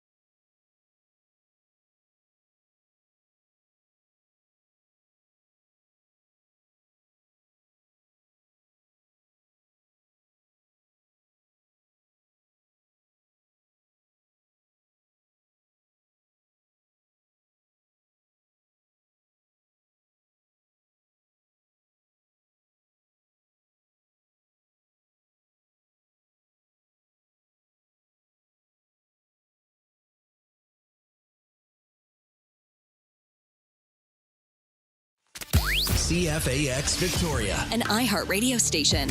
If it's happening, it's here. CFAX 1070. Good morning, 7:31 on Friday, August the 14th. It's going to be a mix of sun and cloud, a little smoke still in the air, and a risk of a dry thunderstorm later this afternoon and into the evening. Lots to talk about in the weather. Right now, though, the news begins. Let's get over to it. Here is Lisa Best. Thank you and good morning. A settlement has been reached in a workplace harassment lawsuit brought by female flight attendants at WestJet. JFK Law has represented more than 3,400 current and former cabin crew for the class action. It says a BC judge approved a $4.5 million settlement earlier this week. The lawsuit alleged WestJet broke a promise listed in flight attendant contracts to provide a harassment-free workplace. WestJet has said it is committed to maintaining a safe and harassment-free environment. The law firm says the settlement applies to female flight attendants who worked for WestJet between April 2014 and February 2021. It says those who submit valid claims could receive roughly $470. Aaron Sousa, The Canadian Press. Speaking of turbulence, we're learning more details about that terrifying moment that a male passenger was partially sucked out of a plane window on a flight over Greece last month. A new NTSB report laying out what happened on that Ryanair flight, starting right at takeoff with abnormal engine vibrations. Then, about 9 minutes after taking off, the crew hearing a loud bang. The NTSB saying multiple engine fan blades broke, puncturing the plane in at least 2 places and knocking out that window. Terrifying moments for the man. His wife actually pulled him back into the plane. 3 local union chapters representing transit workers here on the streets of Victoria and Metro Vancouver issuing a 72-hour strike notice to employers. And before you have a moment as a rider, the statement says that there's no plan to withdraw services immediately. The union says that even though the members voted 97% in favor of strike action May 28th, after a year of bargaining, they will begin with a uniform ban on Monday. So you might see your driver in civvies, but they're still going to show up at the bus stop. The union says wages, working conditions, including recovery times, have been the major sticking points in these talks. The RCMP's commanding officer here in BC has been relieved of his duties following allegations dating back several years. Deputy Commissioner Dwayne McDonald was stripped of his role with the RCMP after they learned of the allegations, which spanned a period from 2016 to 2018. According to a statement from RCMP Commissioner Mike Duhem, the RCMP did not provide details about the nature of the allegations, saying it would not comment further while investigations are underway. Assistant Commissioner John Brewer has now been appointed to interim Deputy Commissioner for the time being and commanding officer of the RCMP in this province. The BC wildfire situation as of this hour, 112 wildfires burning, 47 considered out of control. There's been at least a dozen new starts in the last 24 hours, and that includes a cluster of 4 small out of control fires on the northern part of Vancouver Island. It's just on the northwestern tip of Strathcona Park. They're all in the same area. A lot of people posting on socials last night of dry lightning in the area, so chances are that could be the reason. But the crews are investigating. Well, they also want to contain those fires. The charred hillside on the blackened by the Bald Range blaze on the mainland outside of Summerland is still billowing with small patches of smoke. The BC Wildfire Service says that fire remains out of control, and it's grown again to 190 square kilometers in size. It's one of 4 fires classified as wildfires of note, the other 3 being Pear Lake, burning near Clinton, and Ainsley Creek, and the Brunswick Creek fires outside of Boston Bar. Rescue efforts continue in Colombia after Monday's earthquake, even as officials acknowledge the likelihood of finding survivors is dwindling. The official death toll from the devastating 7.4 magnitude earthquake that struck Colombia this week has risen to more than 280. Still, nearly 350 people have been rescued. Search teams raising fists to call for silence as they listen for signs of life in the rubble. While the new president, Abelardo de la Espriella, says nearly 400 people remain missing, civilian-run databases put the number 10 times higher. The head of Colombia's disaster agency says while hope is dwindling, the search will not stop. In the meantime, tons of international aid has been flowing in. Quedamos prácticamente sin nada. Olga Janeth Castro in Cali says while she was left with nothing, she's thankful for the food and clothing that's been donated. Gracias a nuestro Señor Jesucristo. I'm Ben Thomas. That is your news to 7:36.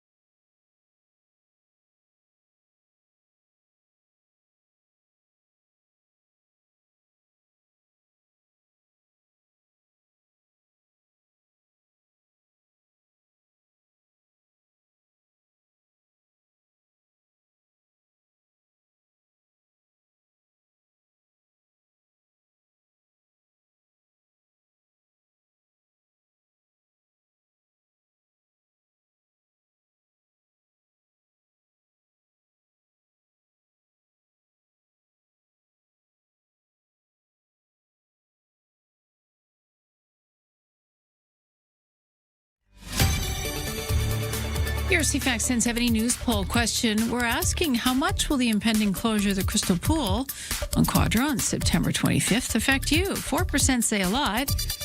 Other 4% say somewhat. 91% say not at all. You can vote at CFAX1070.com. Also, the iHeartRadio app. I'm Lisa Best, your news time, 7:37. Thank you, Lisa. Wild weather today because we got a mix of sun and cloud. We got smoke haze. We got a risk of a dry thunderstorm later this afternoon and into the evening. It's all happening. Right now, that's pretty calm. 12 degrees. Beige. Very beige. Very beige, though. Actually, it's up now, but for a little while there, we were watching the sunrise. This very orange sun through the smoke. The pinky orange blob. Yeah. Someone called it. The pinky orange blob was up there. We'll talk more about the weather in just a second, but right now, let's get to the sports.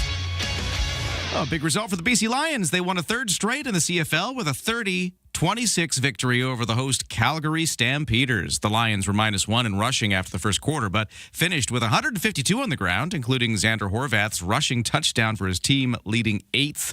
Lions head coach Buck Pierce said defense in the first half gave the offense time to get its running game together. To be able to run the football effectively, you got to do it multiple times. We popped some big ones in the second half, and we're able to generate some momentum. The Lions' next game is against the Saskatchewan Roughriders August 23rd, which you will also hear right here on CFAX 1070 Radio, your home for the Lions on the radio in Victoria.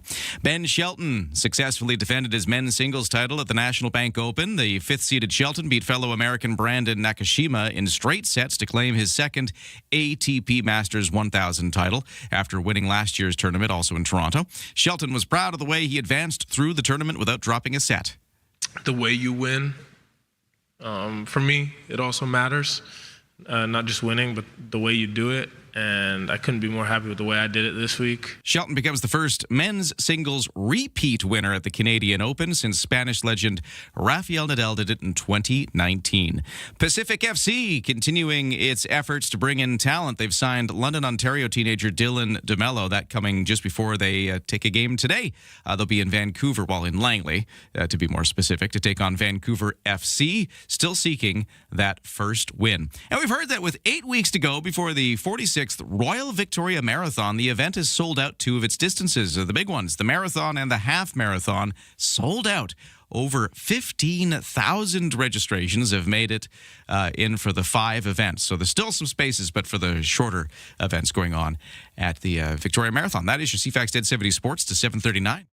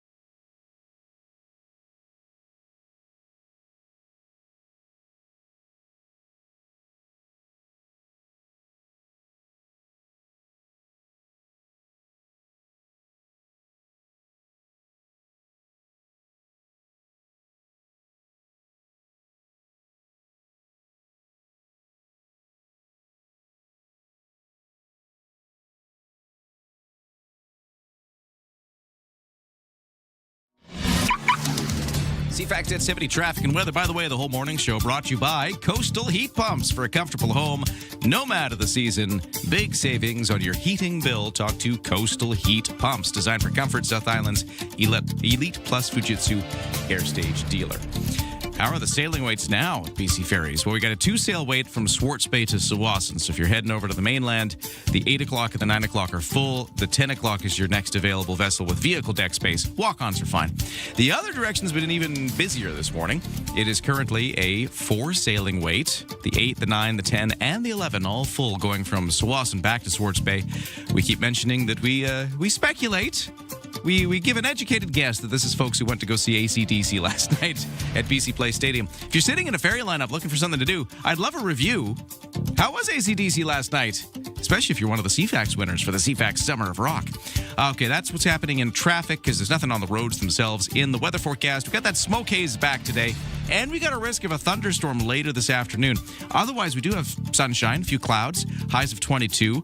Humidex of 26 into the evening. Risk of a dry thunderstorm continuing.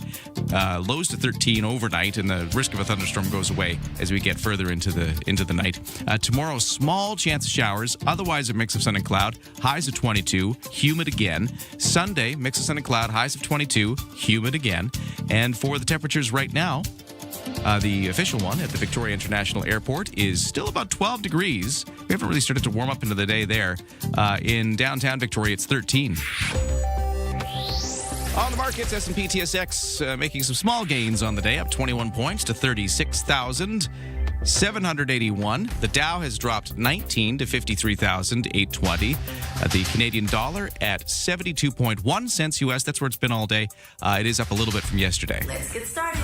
Start your day informed and entertained. Ryan and Lisa, mornings on CFAX 1070. So much going on this weekend. We talked to Ryder Hejdahl, the cyclist, about the Ryder Hejdahl Tour de Victoria, which is happening tomorrow. That's one of the things happening. But you'll know it because of the road closures, too, if you're not involved. You will notice it if you're driving around town because it goes all throughout the capital region. It's not just a city thing. And then we had this texter say there's a BMX provincial championship racing event going on in Colwood. That's cool. And then this texter says, don't forget to mention, this is not a cycling thing or a sports thing at all, but just on things going on this weekend. Yes. Don't forget to mention that this weekend is the Vibrations at Fernwood Community Center, an amazing local event. I didn't know what this was. I had to look it up. It's like a celebration of fiber arts. Yes. Drop a stitch. Stitching and weaving and that kind of stuff. And crochet and knitting. That's cool. And all of those wonderful things that make this community, especially Fernwood, so unique because people knit and then they put them on the strangest things. Of course, lampposts or trees, or they just wrap their crochet and knitting brightly covered around it, and it's just the coolest thing. You don't see Ottawa doing that. That is happening at the Fernwood Community Center and sort of surrounding area. They'll be doing lots of stuff all over the place. And it's starting today. They say they got a film screening and some presentations today. Cool. The fiber workshops will be taking place through the weekend. And vendors selling all of the stuff that they're doing, which is kind of cool. That is very cool. Well, thank you, Texter, for letting me know. I didn't know about that one. There's so many things happening this weekend. We're definitely in that summer period where every weekend you're going to have something. Yeah, and we've got lots of festivals this weekend, too, that involve food. We've got Dallas coming up at 8:50 to tell you all about that because there's some local, there's some up island, some involve alcohol, some don't. But the common theme, which Dallas, who's a massive foodie, it's all about eating. Yeah. We don't mind that part. And then, of course, Soberfest. We were talking about that with the guy who organized it yesterday. That's going to be coming up. Still tickets left at Starlight Stadium, so that's going on. Caleb Hart's going to be there. He's not the headliner, but he's totally worth the price of admission. He's local because he chooses to be. Just wicked good reggae artist. Crossover. Discovered him a couple of years back, but Biff Naked is headlining. Yep. So, and she's giving a long show, which is nice. But Caleb Hart, don't miss him because he's also extremely unique. There's a lot of good acts on the lineup. And tickets are $55, I think, depending on. Right. Yeah. And it's just a great event. It's sort of very much a family event because, there's no alcohol involved. So bring the kids. You don't have to worry about people getting out of line because they're under the influence. And that's sometimes what happens at festivals, the reality of it. Big weekend in Victoria. 7:45. Let's get to the headlines. What else is going on, Lisa? BC Finance Minister Brenda Bailey giving us an update yesterday on her health. She's told us that she has early-stage treatable cancer. Bailey says the diagnosis came a few weeks ago and she's been given a good prognosis for a full recovery. The minister says while she's receiving treatment for the rest of the summer, she'll take some time away and return to work for the fall legislative session. Premier David Eby posted on social media saying Bailey is a valued colleague and wishes her the best in her recovery. 3 people arrested, more than 100,000 cash seized as part of a major drug trafficking investigation in northern Vancouver Island. It was in Port McNeill, the RCMP there, investigating multiple homes and vehicles, doing a full search, discovering a kilogram of suspected cocaine and also significant quantities of other drugs, including ketamine.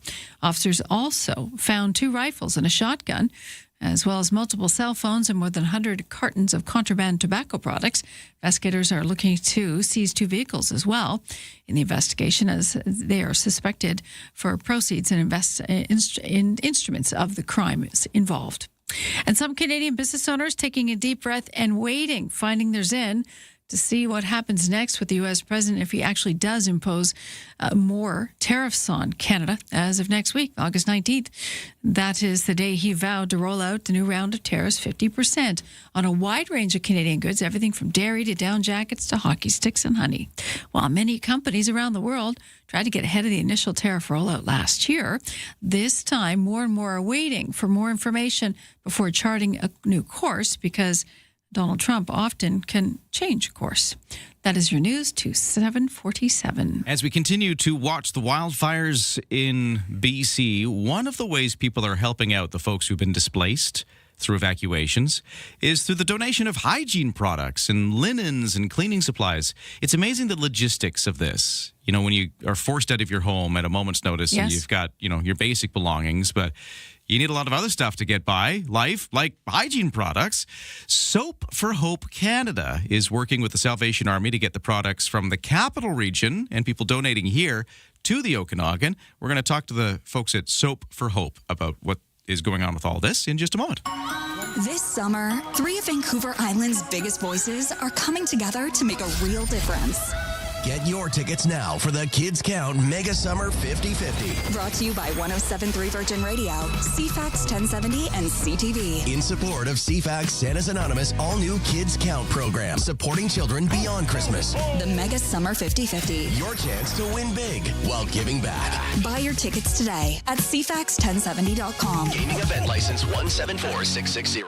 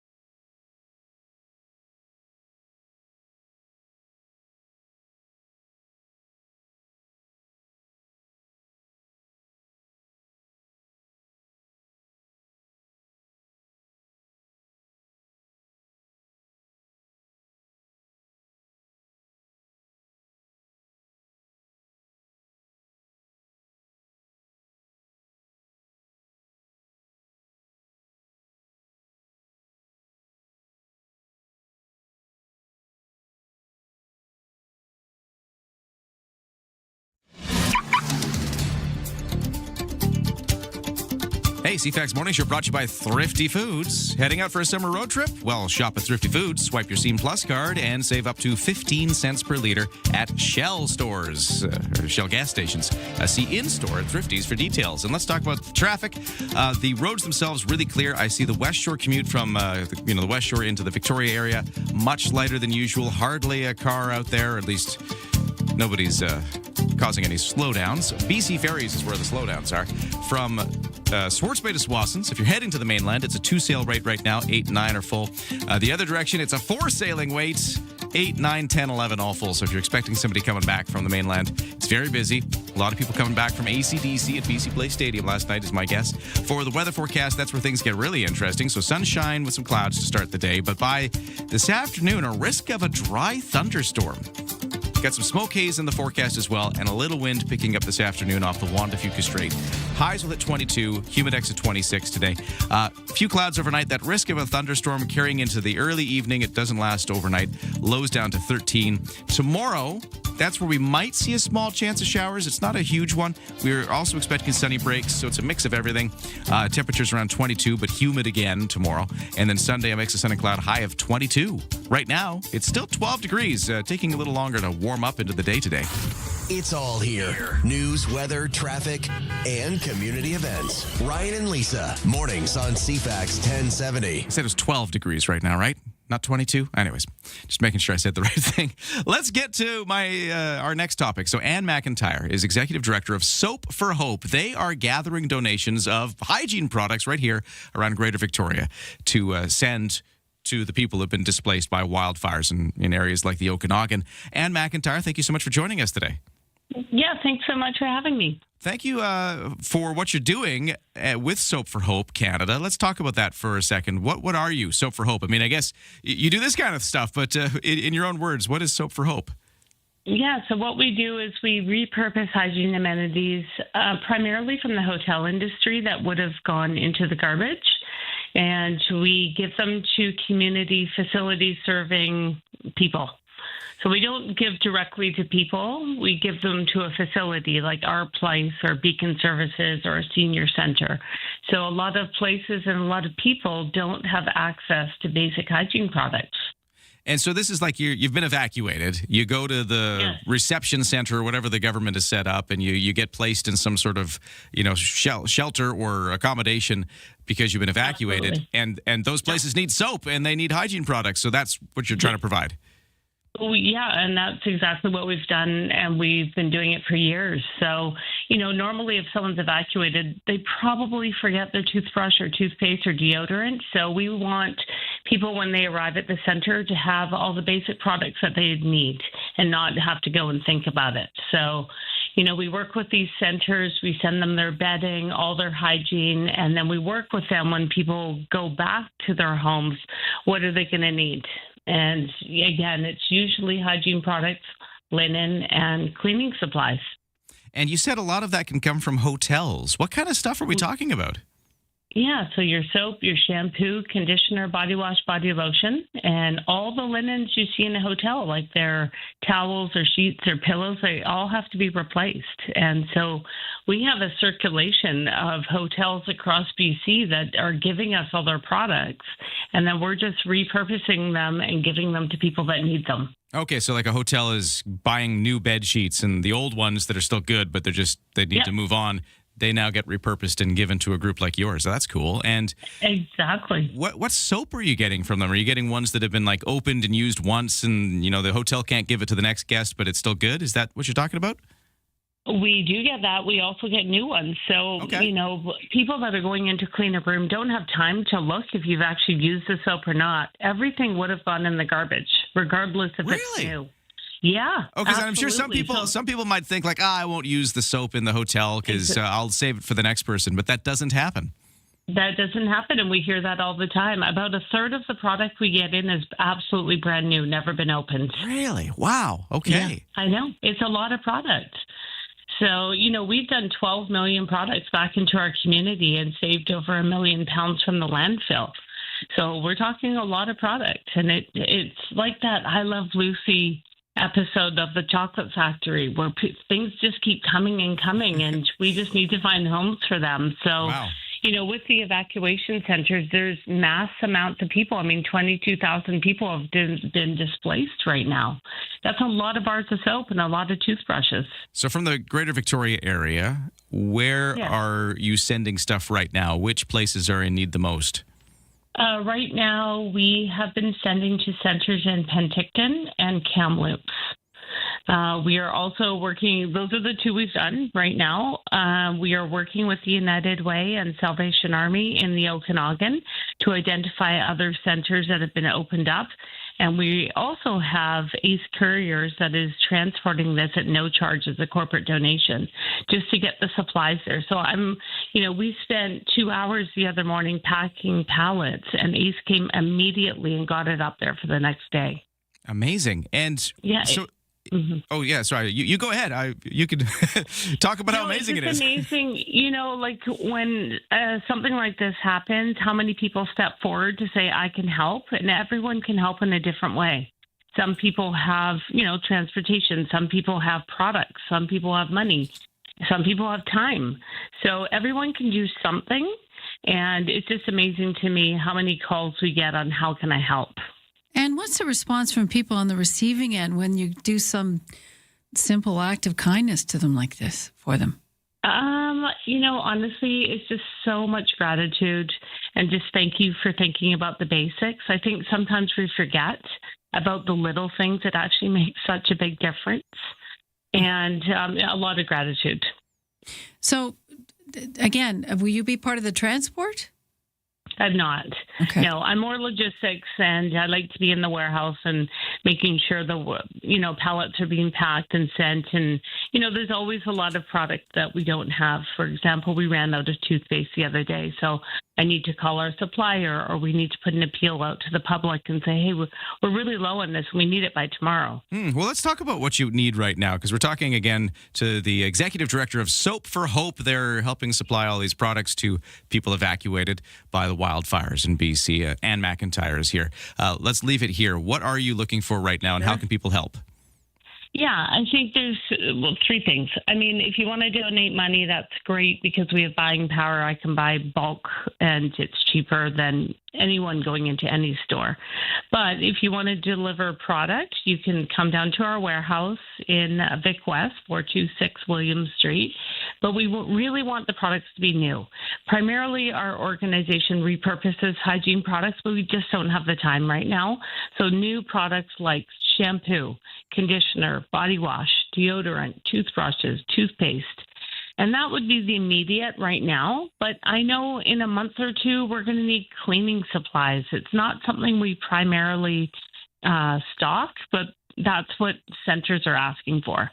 Let's think about when people are going home and start preparing for that. We don't have cleaning supplies. We're going to need that. Soap for Hope. They're operating here in Victoria, like you said, in Vic West, trying to help out with the folks evacuated because of the wildfires in places like the Okanagan and McIntyre. Thank you for this. Good luck and keep in touch. You. Okay. Yeah, thanks so much. We'll leave it there. We'll leave it there, but much more to come as we continue to follow the different ways people are affected by the wildfires, but also the different ways people are helping, like right here in Victoria. 8 o'clock news is next. Lisa's got your top stories of the day, and we're going to give away our last pair of Spam-A-Lot tickets to one lucky caller who gets through and performs for us a Monty Python sketch. That's coming up after the news.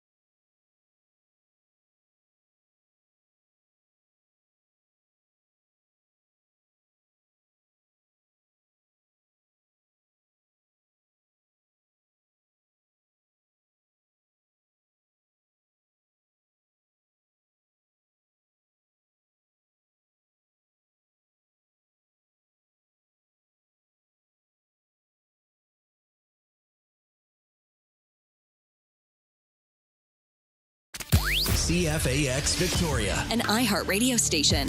If it's happening, It's here. CFAX 1070. Good morning. It's 8:01 on this Friday, August the 14th. A mix of sun and cloud, a little smoke haze, and even a risk of a dry thunderstorm later this afternoon. Full forecast to come. Right now, though, it's time for the 8 o'clock news, and here is Lisa Best. Some good news on your transit ride and some bad news as well. The bad is that Unifor Local 333 here in BC has served 72-hour strike notice for BC Transit in Victoria and across the pond in Vancouver. That puts members in a legal strike position as of Sunday afternoon. But the good news for riders is that the union says it's not planning a withdrawal of service at this point. Instead, they'll begin a uniform ban on Monday, meaning riders should expect transit to continue as usual, but you might see your driver in civvies. Members voted 97% in favor of strike action as of May 28th. The collective agreement expired on March 31st of last year. Wages and working conditions remain the central unresolved issues, particularly run and recovery times, which determines how much time operators have to complete a route and recovery between trips. BC Wildfire Service says there's 112 active wildfires burning, 47 out of control. There's been a dozen new starts in the last 24 hours, including a cluster of 4 small out-of-control fires up island here on Vancouver Island. They're just situated northwest of the northern tip of Strathcona Park.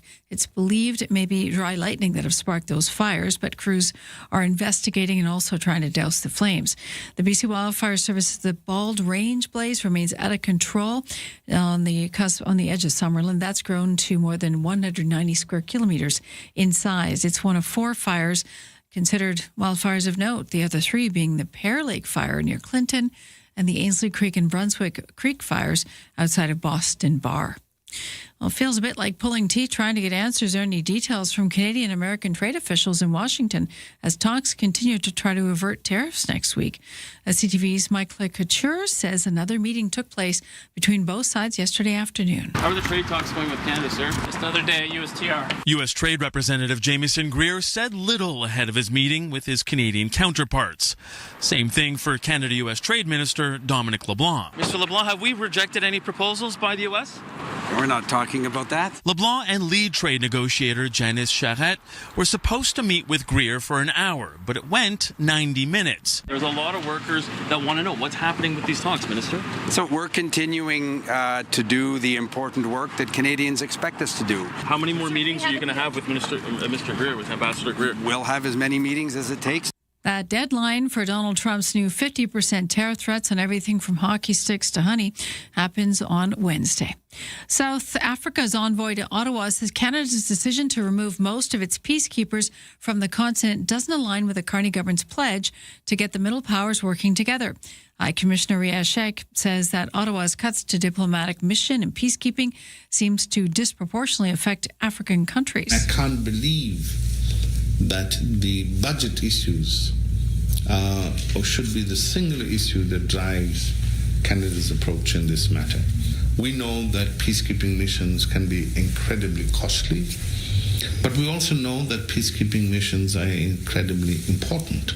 The federal government is pursuing a 15% budget cut to most government agencies. It's also committed to a strategy that calls for more engagement with African countries, with young population set to produce an economic boon.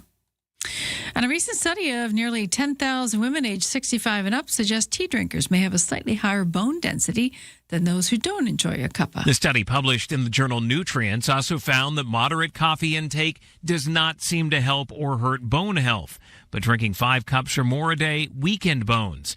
Experts say regardless of which hot beverage you enjoy, that's only one small piece of the bone health puzzle. Prioritize getting enough calcium and vitamin D, especially if you're a woman past menopause. Good sources of calcium include dairy products, tofu, salmon, and almonds. For vitamin D, include eggs and dairy in your diet and spend some time outdoors every day. Weight-bearing activities like walking, jogging, and stair climbing can also keep bones strong.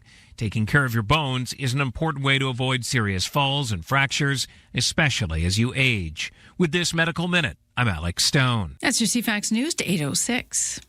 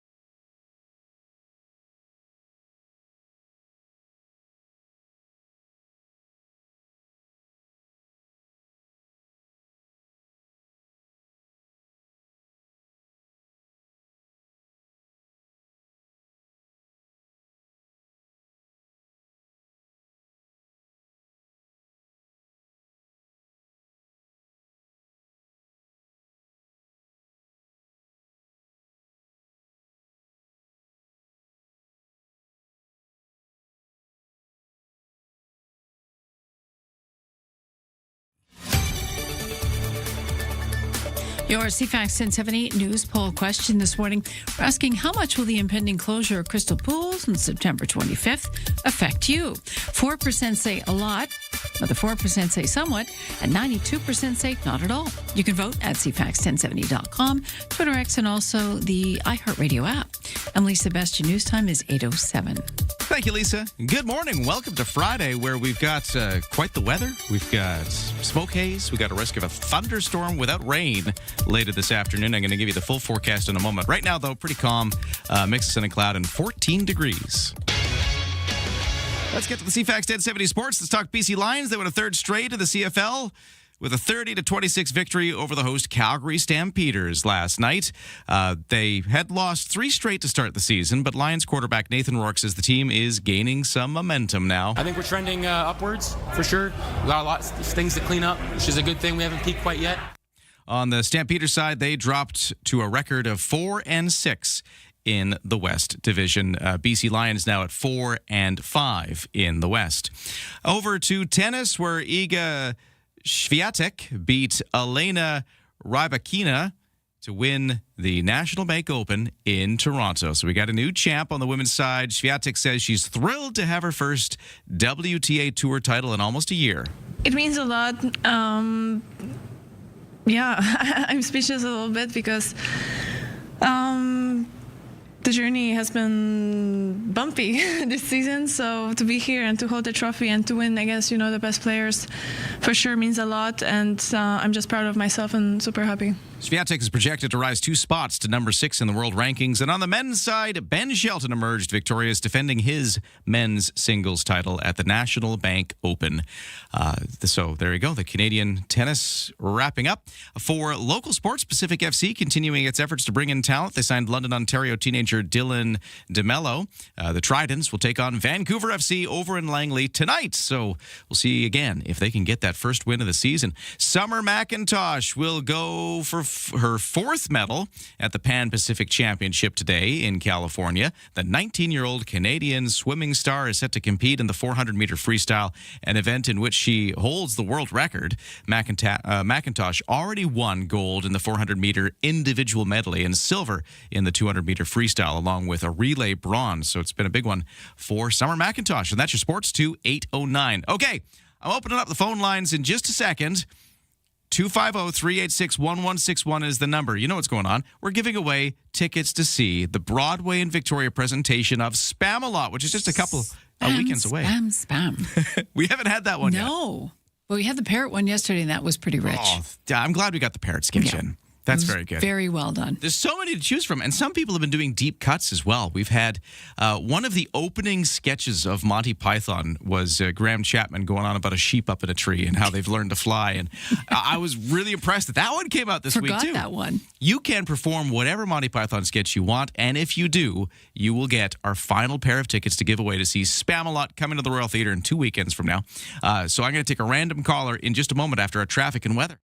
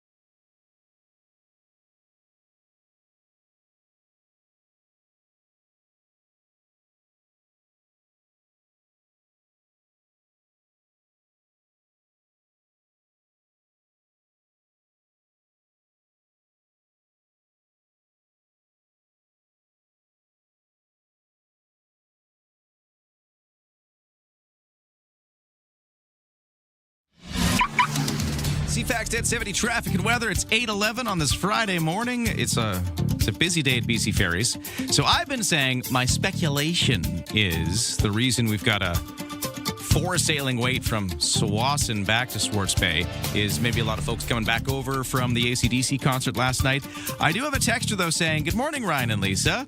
I think the theory about the ferry being packed because of AC/DC fans coming back is faulty. If you just drop $600 a night on a Vancouver hotel to see a show, the absolute last thing you're going to do is drag yourself out of bed at 5 a.m. to catch the 7 o'clock ferry sailing back to the island. People who spend that kind of money stay and sleep in, probably late checkout. The early boat is full of regular commuters and people with actual morning plans, not hungover concert goers. Well. Happy Friday. Well, that's fair. I mean, you're going to see Angus Young in line for the breakfast buffet.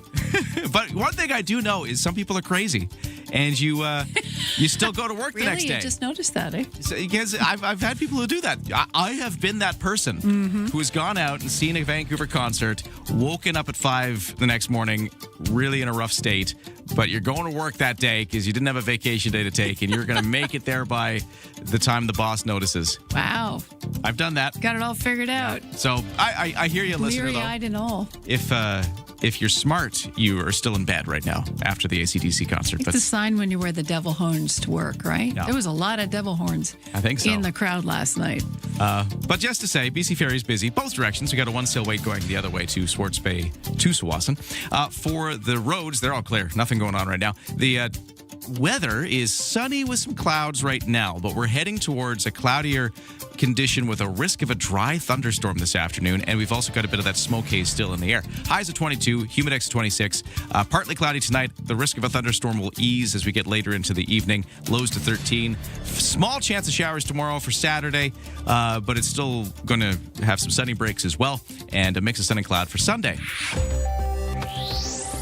Talking too much, and people are waiting for the Spamalot giveaway, so I'm just going to breeze through this business news. S&P TSX down 92 points to 36,666. The Dow is down 107 to 53,732. Canadian dollar at 72.1 cents US. Don't attempt your morning commute without us. Ryan and Lisa, mornings on CFAX 1070. We're going to the phones. We're finding a contestant for our final pair of Spamalot tickets. Who is, let's see, I'm just feeling what line number is calling to me today. That one. I think this is line 3. Who's this? It's Lorna. Hi, Lorna. Well, Lorna, you've gotten through, but that means you're only at the next stage of this process. You now have to perform for us. On stage. Okay. Are you ready to give us a Monty Python sketch in exchange for Spamalot tickets? Okay. Yeah, you sound hesitant. Sure. The floor is yours. You're good. Okay. Right now? Yep. Let's go. Let's do it.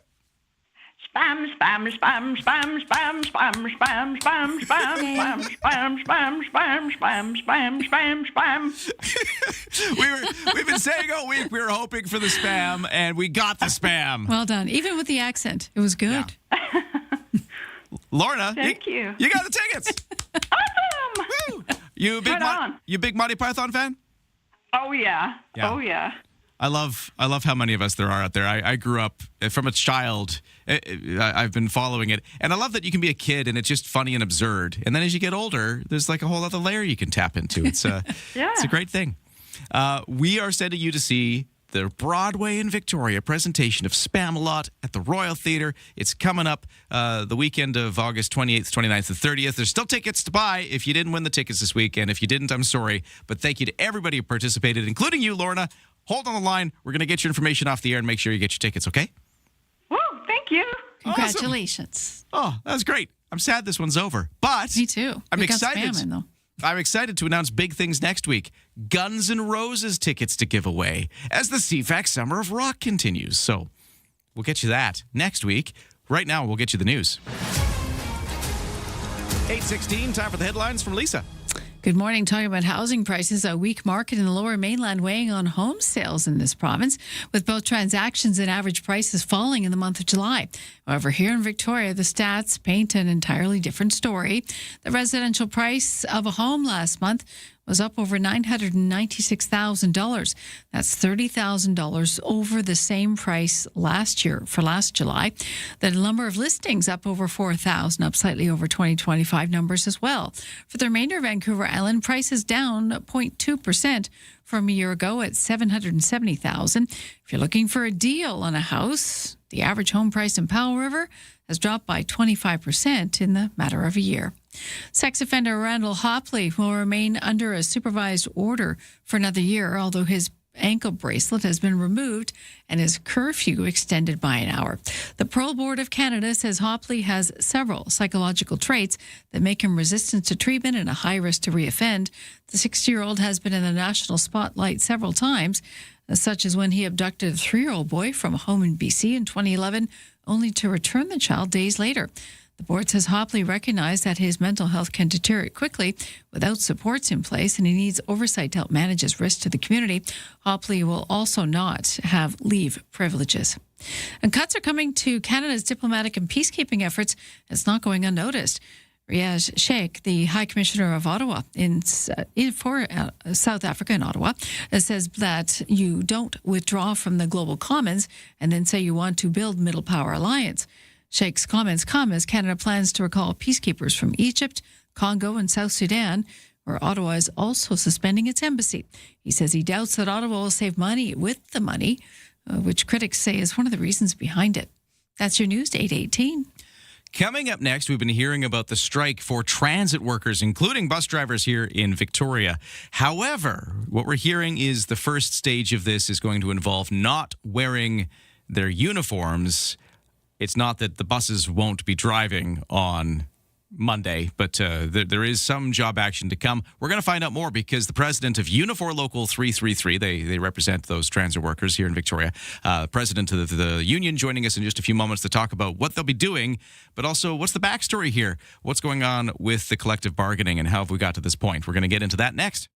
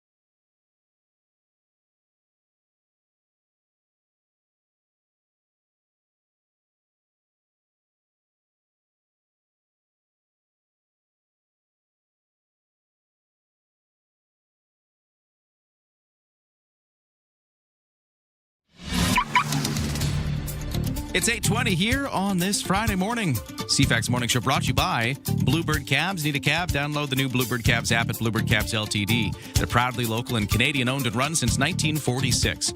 Roads are clear right now. No major crashes or congestion. We are talking a bit about the buses, though, with the word of job action on Monday. What does it mean for bus riders? Well, they're letting us know the bus rides will still be happening. We're going to talk to the union in just a second about what that means. But we will talk about the weather. Sunshine today, a mix of sun and cloud is kind of what we're starting with. But we're going to end up a little cloudier and with a risk of a thunderstorm by this afternoon. No rain, just maybe the thunder. Overnight, Lisa's been talking about this in the news. We did see some dry lightning strikes up island. So will we see that down on the South Island? There's a risk of it, a chance of it into the afternoon and early evening. We've also got that smoke haze in the forecast as well. well today, and we're experiencing a bit of that right now. Highs of 22, humidex of 26 for today as well. Lows of 13 tonight. So we will see a chance of showers into the forecast by tomorrow, but still a mix of sun and clouds. We'll see some sunny breaks as well as maybe some scattered precipitation around the region. Highs of 22, still a bit humid tomorrow.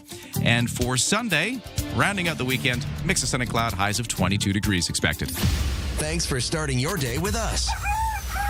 Ryan and Lisa, mornings on CFAX 1070. Yeah, the union, representing roughly 750 transit workers in the Greater Victoria area, they've issued a strike notice. What does it mean? Stephen Baines, president of Unifor Local 333, joining us on the line for more. Sir, how you doing? I'm doing well, Ryan. Thanks for having me. Great to talk to you here. Now, the very first thing we want to say, because people are hearing this and wondering what it means for their bus ride on Monday, the first thing you got to say is that the buses will still be going on Monday, right?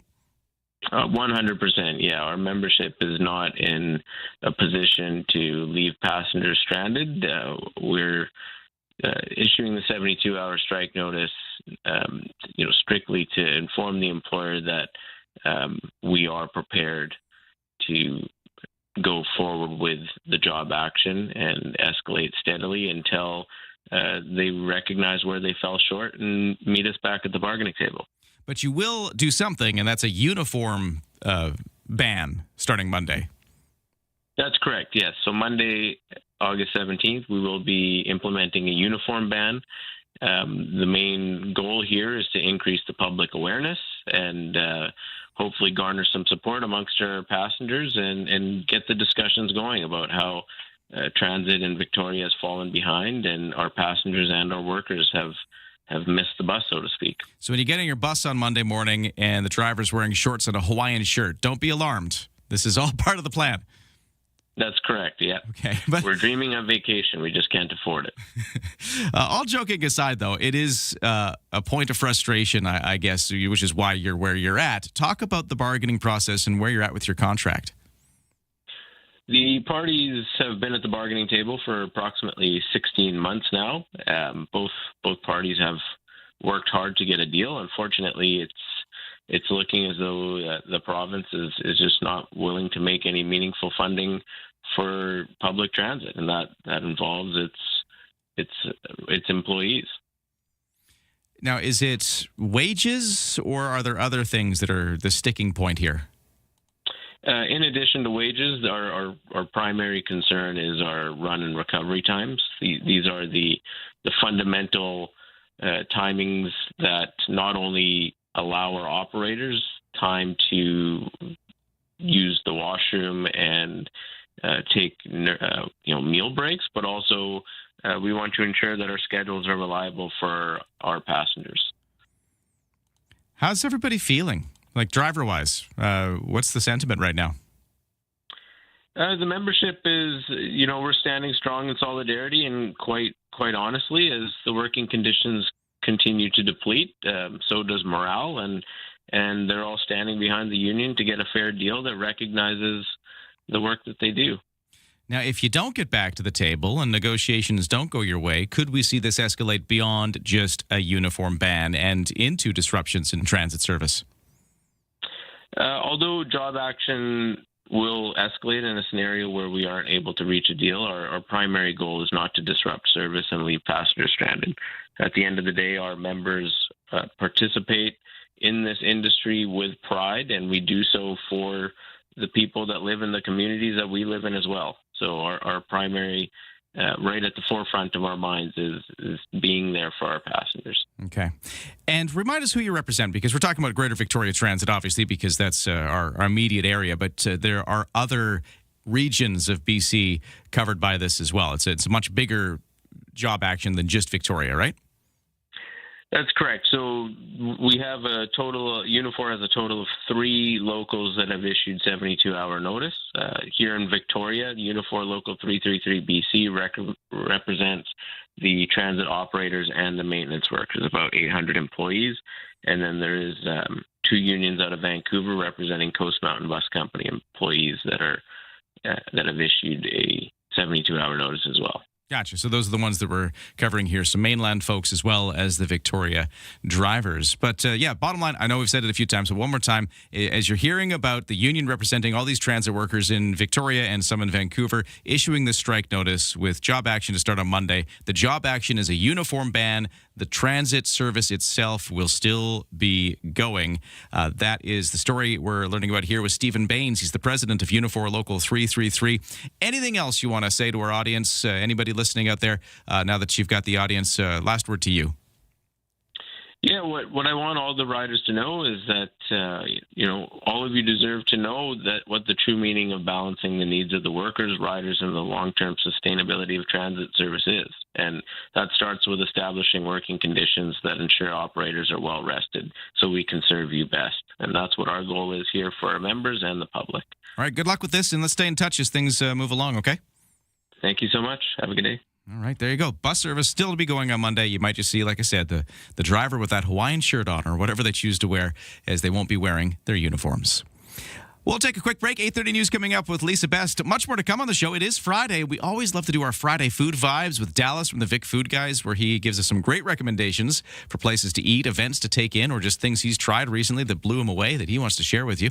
I'll also mention that you can still pick up your ticket for the Kids Count Mega Summer 50/50. For CFAX Santa's Anonymous, we're almost at $21,000. The jackpot is huge. Check it out, CFAX1070.com. Click on the big Kids Count Mega Summer 50/50 button. You've heard the chaos. Now you can see it. Oh my God. Watch all your favorite podcasts from start to finish right inside the free iHeartRadio app. Gets the blood going, huh? Catch every laugh and eye roll on shows like the Tom Green Farmcast and Park the Bus. Now with full video. We're building a ramp for Tony Hawk. It's the same hosts and the same chemistry with all the hilarious moments you've been missing right on your screen. Cheers. Open the free iHeartRadio app, search video podcasts, and tap watch.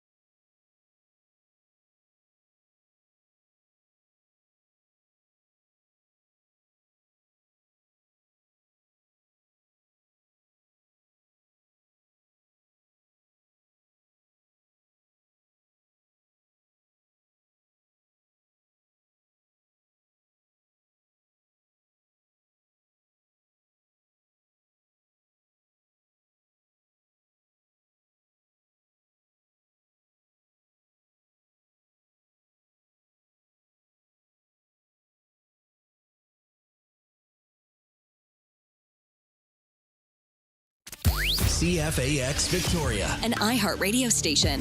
If it's happening, it's here. CFAX 1070. Good morning. It's 8:30 on Friday, August 14th. It's going to be a mix of sun and cloud to start. Risk of a thunderstorm by this afternoon. A full forecast to come. But right now, the news begins, and here is Lisa Best. Thanks, Ryan, and good morning. The Parole Board of Canada says a high-risk sex offender here in BC must remain under supervision. The board says 60-year-old Randall Hopley's supervision order will be in effect for another year, although his ankle bracelet has been removed and his curfew extended by an hour. Hopley has been in the national spotlight several times, including when he abducted a 3-year-old boy from a British Columbia home in 2011, only to return the child days later. He also walked away from a residential facility facility in May of last year, setting off a countrywide manhunt. The board saying that proved again that Hopley can't follow his long-term supervision orders. Don Mitchell, the Canadian Press.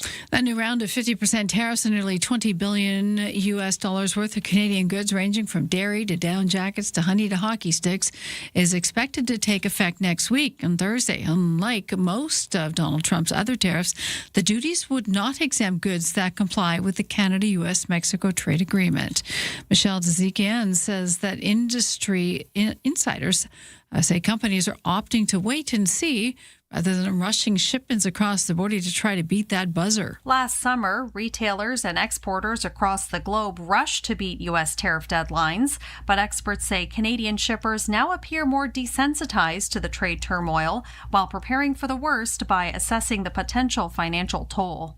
Canada-U.S. Trade Minister Dominic LeBlanc and Janice Charette, Canada's chief trade negotiator, have been in Washington, D.C. since Monday for talks, and the pair are meeting with U.S. Trade Representative Jamieson Greer. South Africa's envoy to Ottawa says Canada's decision to remove most of its peacekeepers from the continent doesn't align with the Carney government's pledge to get middle powers working together. High Commissioner Rhea Shak tells the Canadian press that Canada's voice matters, and its decision could make it easier for other countries, that is, to abandon efforts and prevent conflict from returning to those regions. Symbolic disadvantage of taking a dozen people away from a peacekeeping thing is more than actually taking those people away. Last month, the Canadian Armed Forces announced plans to recall all peacekeeping from Congo and South Sudan and most peacekeepers from Egypt as well. Ottawa also ordered what it calls a temporary closure of its embassy in South Sudan without a clear explanation why. The Transportation Safety Board out with new findings in the investigation into a Ryanair Boeing 737 incident over Greece last month, where a male passenger was partially sucked out of a broken window before fellow passengers, including his wife, pulled him back in. ABC's Alex Stone says investigators had determined it was engine parts that shattered the glass. When the Boeing 737 took off, passengers and crew reported abnormal engine vibrations that got worse over 9 minutes before what was described by some on board as an explosion. When a window was shattered, the plane depressurized and a man was partially sucked out before being pulled back in. The NTSB saying it found multiple fan blades broke and punctured the plane. The blade showed signs of metal fatigue even though they had been inspected in May. The NTSB says it is aware of other fan blade issues on 737s and is looking to see if there's a connection. Alex Stone, ABC News. As you can leapfrog right over back to school season, major retailers already rolling out the Halloween displays. Costco, Target, Walmart, CVS, and Home Depot launching their Halloween products in-store or online, selling costumes, decor, and candy.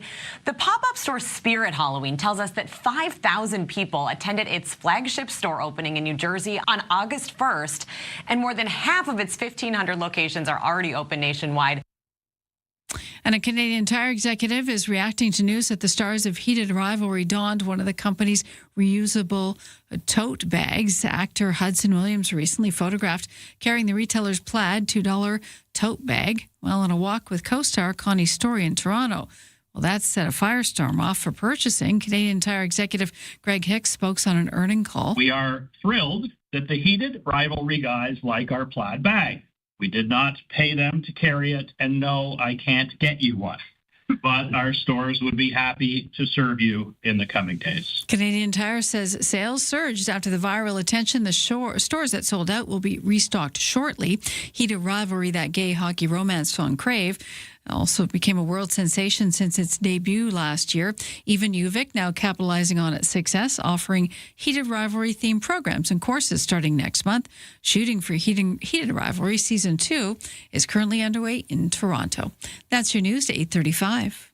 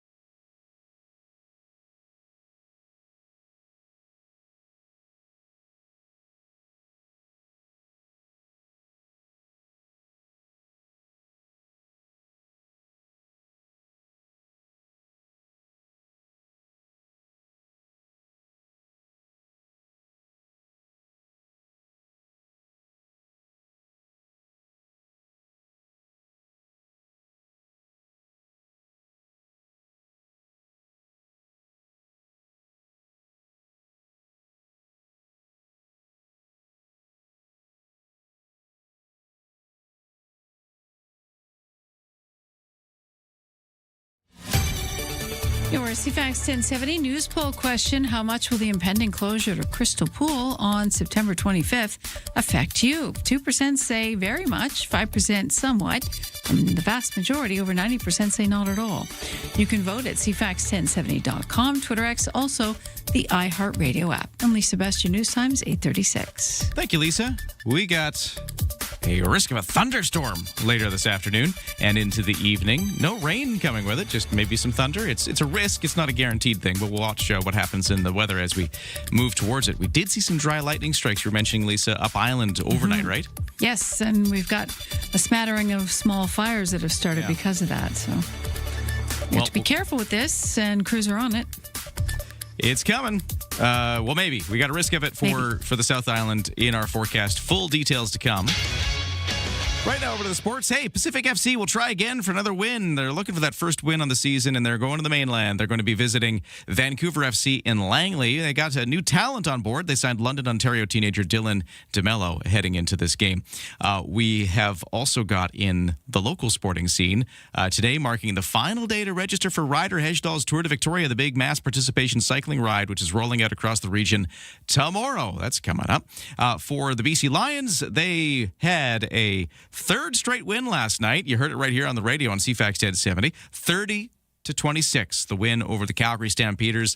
The Lions were -1 in rushing after the first quarter, but they finished with 152 on the ground, including Xander Horvath's rushing touchdown for his team-leading 8th. Lions head coach Buck Pierce saying the defense in the first half of the game gave the offense time to get its running game together. To be able to run the football effectively, you got to do it multiple times. We popped some big ones in the second half, and we're able to generate some momentum.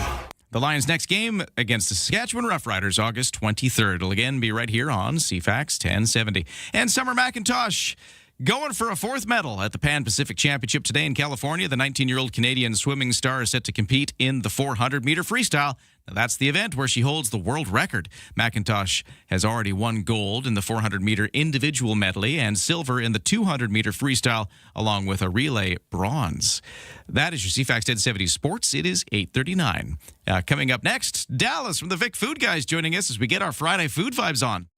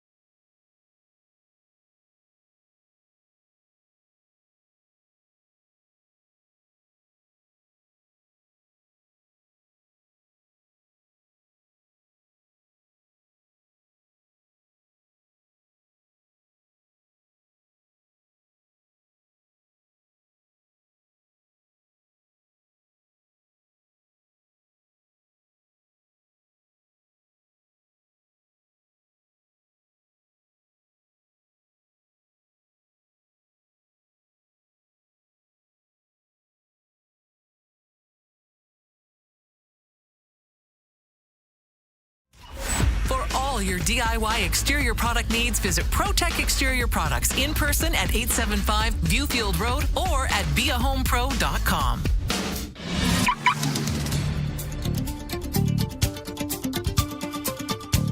CFAX 1070 traffic and weather. Let's start with the weather because I was mentioning that risk of a thunderstorm. That's in the forecast for later into the afternoon, into the evening. Not a guarantee we're going to see it, but we did see some dry lightning up island overnight, so it's a possibility. We've got otherwise a mix of sun and cloud. We've got a little wind building this afternoon off the Juan de Fuca Strait, and we'll see a high of 22, a humidex of 26, so feeling warm again in that humidity. Overnight lows to 13. That risk of a thunderstorm is gone by early evening.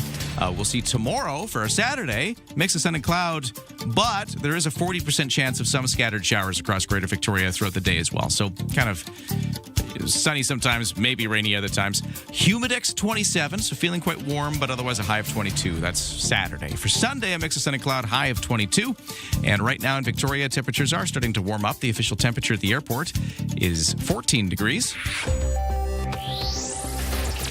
Over to CFAX 1070 Business News. Things are starting to slide a little bit. The Toronto S&P TSX is down 88 points to 36,671. The Dow in New York is down 96 to 53,747. Canadian dollar at 72.1 cents US. In the kitchen, in the car, and at the office. Ryan and Lisa, mornings on CFAX 1070. Take us with you. Listen live on the free iHeartRadio app. Well, I'm happy to say we've reached this part of the show. Eat it. Just eat it. Come on, then, let's go.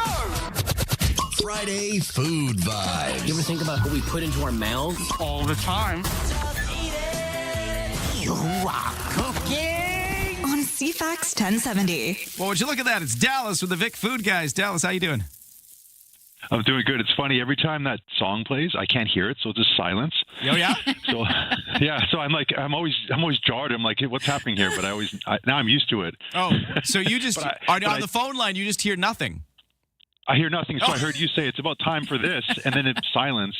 And the sad thing is that I don't get the enjoyment that everyone else gets to hear that intro thing. I love that thing. So I'm sitting here bopping my head and rocking onto it, and you're getting nothing. Okay, Dallas, you need to be in studio more often. That's the thing. Yeah, I agree with that, because then you can really get the full brunt of what I bring. But yeah. Well, Dallas, we're glad you're here. Regardless of what you're hearing, we're just glad you're sharing your food experiences with us. And coming up in a few minutes, you've got a whole bunch of cool things coming up you want people to try. But let's start with a few things that you have tried already, some experiences you want to share. Where do you want to take us? Yeah, so the first thing that I wanted to touch on, I got a little sneak preview of the Kyoto Garden Japanese Tea House. Oh, I heard about this. So it's in the former Monk's Office Supply location across from the Bay Center downtown. Yeah. So it's right on Broad Street there. And, they got the windows papered out. My trip to Japan a few years ago, I desperately want to go back. I had the best time. I went right before COVID hit. So we didn't know that it was probably going around the country at that time when we were there. But, so we're having the time of our life. And then everything shuts down. And it really made me appreciate it even more, just the freedom that we had and the things we experienced. So when I saw this tea house was coming here, I definitely had a keen interest. And they had reached out. As far as I know, there's no opening date set yet. It's going to be happening very soon, but they did a little sort of welcoming thing for some people on a couple days this week. And so I did get the opportunity to go in there and, I'll sort of set the picture for everybody, I guess. But when you first walk in, they have like this Japanese rock garden. That's the first thing you see when you walk in. So you know right away that they're committed, to what they're doing. Because in my mind, I'm like, how much rent money are they paying per month to have this big rock garden sitting in the space? You know what I mean? So for me, it was like full dedication. But when I was there, I didn't try them all, but I saw 4 different teas that they're offering. So they're going to have a whole bunch of different teas. My understanding through talking to them is there's going to be about 20 different kinds of tea, I believe, or 20 different beverages, I think is what they said. So we had that, but then I also had like a Hojicha Madeline, which is a type of tea, so tea-flavored Madeline that was exceptional. And then there was like a Swiss roll, a matcha Japanese Swiss roll that I had in combination with the different teas. But I had a black sesame latte for my drink. And, one of the nice things I really like about Japanese sweets is they're typically not overly sweet, I guess you would say. Yeah, they're more subdued. So like you get more of the flavor without your palate just getting pounded by a bunch of sugar. That's cool. And yeah, and I would say with everything that I tried here, that was definitely the case. It was more relaxed. You didn't walk out with a sugar crash. They also, when you walked into, they had actually a little market area where you could buy just random different things that you could not put in your mouth. So they had a bunch of cool stuff there, but it was a space where you go into, and it's like you left Victoria. Neat. Is the way that I would sort of, Yeah. So what had you seen about it, Ryan? Had you seen much before? Well, I've seen it start to pop up on social media again. Kyoto Garden Japanese Tea House. I think they've started to put out a little bit of promotion to the fact that it's coming. But it sounds neat. It sounds like something we don't have. This exact, like we have, I guess, tea houses, but this exactly what they're doing seems unique. 100%. Yeah, the closest thing to me was like Flourish, but I mean, Flourish is its own one-of-one unique different thing. Yeah. But these two are the ones that kind of like stood out as like their own unique thing to me in the city. So I'm really excited for when this tea house opens up like fully, and you can go in and experience all of the stuff they have to offer. The staff there was great. At the end of the visit, they actually gave us all a postcard, and I guess in Japan, I guess they were saying it's customary when a place is opening that you get a postcard and you stamp it with like a special stamp, and then you can write your feelings in the moment. So it's like almost like a keepsake for later on. Neat. All right, Kyoto Garden, watch for that. It's going to be opening at some point soon, Broad Street in Victoria, like you said. We're almost to the point where we got to do the news, but did you have one more you wanted to share real quick? Yeah, no, the only thing that I'll note is across the street that I saw that Meat and Bread, that's where Meat and Bread's going to be. I guess people have known this for a while. I didn't know where it was going to be, but it's going to be across the street there. So Meat and Bread will be opening soon. And I used to love the old location when they used to be here, so I'm really pumped about that one. So two things opening up on Broad Street there, right by each other, coming up very, very soon. Both the Tea House and Meat and Bread. We got much more from Dallas and the Vic Food Guys in just a moment, but we got to take a break for the news. At 8:47, what's going on, Lisa? Thanks, Ryan. Good morning. Stats Canada says gains in the chemical and transportation equipment subsectors were behind an increase in manufacturing sales for the month of June. The agency says chemical subsector rose 6% to $6.3 billion, while transportation equipment subsector sales were up 2.8% or $12.4 billion. Stats Canada says manufacturing rose 0.1% to $78.8 make that $78.8 billion in the month of June. A BC judge has approved a $1 million settlement in a class action lawsuit over workplace harassment leveled at WestJet. The law firm JFK Law says a $4.5 million settlement was approved this week after a judge ruled it was fair, reasonable, in the best interest of the class. The lawsuit alleges WestJet broke a promise listed in flight attendants' contracts to provide a harassment-free workplace. The firm said the settlement applies to about 3,400 current and former female flight attendants who worked for WestJet between 2014 and 2021. Those who submit valid claims could receive about $500. And Italian authorities have recovered 3 paintings by Renoir, Cézanne, and Matisse that were stolen earlier this year from a private museum near the northern city of Parma. Police say the paintings were discovered during searches ordered by prosecutors. No further details available, though. They say the heist at the Magnani Rocca Foundation in March saw thieves force open the entrance door before taking the paintings in under 3 minutes and escaping through the museum gardens. That's your news to 8:49. From CFAX 1070. Here's what's happening around the island. 40 years of Fringe magic. Experience Victoria Fringe Fest, August 26th through September 6th. Feel the roar at Pacific FC Soccer. Get your soccer tickets today at cplsoccer.com. Live music, good vibes, and fun for all ages. Silverfest is back August 15th at Starlight Stadium. Get more event info at cfax1070.com. If it's happening, it's here. CFAX 1070.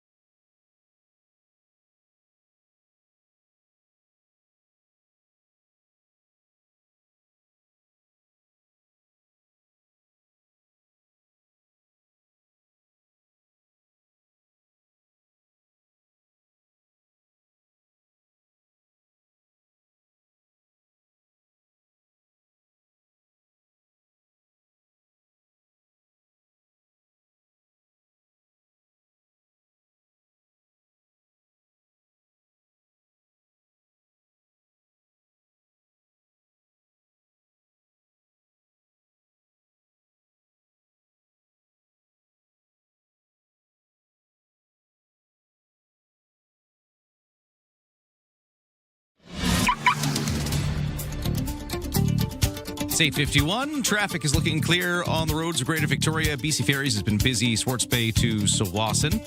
We currently have a one-sail wait at 9, but there's still room left on the 10. Not much, though. 95% full. Possible sailing wait coming up. The weather forecast looking sunny to start with a few clouds, but a risk of a thunderstorm by later this afternoon and into the early evening. Could be a bit of breeze off the Wantafuku Strait by later this afternoon. Highs will hit 22, humidex at 26. That risk of a thunderstorm is easing into the evening. We'll see lows down to 13, but then tomorrow we will see a mix of sun and cloud, but at times a small chance of showers.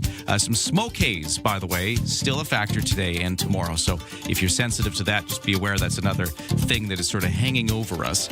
For the rest of the weekend, I mentioned the mix of sun and cloud with a small chance of showers for our Saturday. Sunday is just a mix of sun and cloud, and right now the temperature is 14 degrees in Victoria. Ryan and Lisa. Mornings on CFAX 1070. Remember, you have us in the palm of your hand. For listeners on the go, listen live on the free iHeartRadio app. All right, it's time for part 2 with Dallas from the Vic Food Guys as we continue with our Friday Food Vibes. Dallas, thanks again for holding on the line and being here today. Of course, yeah. All right, you got many more things to share with us. You got a lot of events coming up, so let's just get into the list. What do you got for us? I was going to say, this is rapid fire situation. Okay. So the first thing is going to be the Divers Bounty Masterclass happening next Thursday at 6:30 at Finest at Sea. This is being led by my buddy Colton from Savor the Wild. But what this is you get a wine pairing with 3 different tasting samples. And you might be wondering what the samples are that you get to try, but you get to have fresh sea urchin, sea cucumber, and geoduck. I've never had a sea urchin. I've tried sea cucumber before. It's an acquired taste, but sea urchin I've never tried. 100%. It's not very common that you, I think, get to have that experience. And this one, as far as I know, you get to crack open your own sea urchin. So this is it's a really unique experience. Oh. They're going to have divers and harvesters there, guest speakers. There's going to be door prizes. And it's only $55.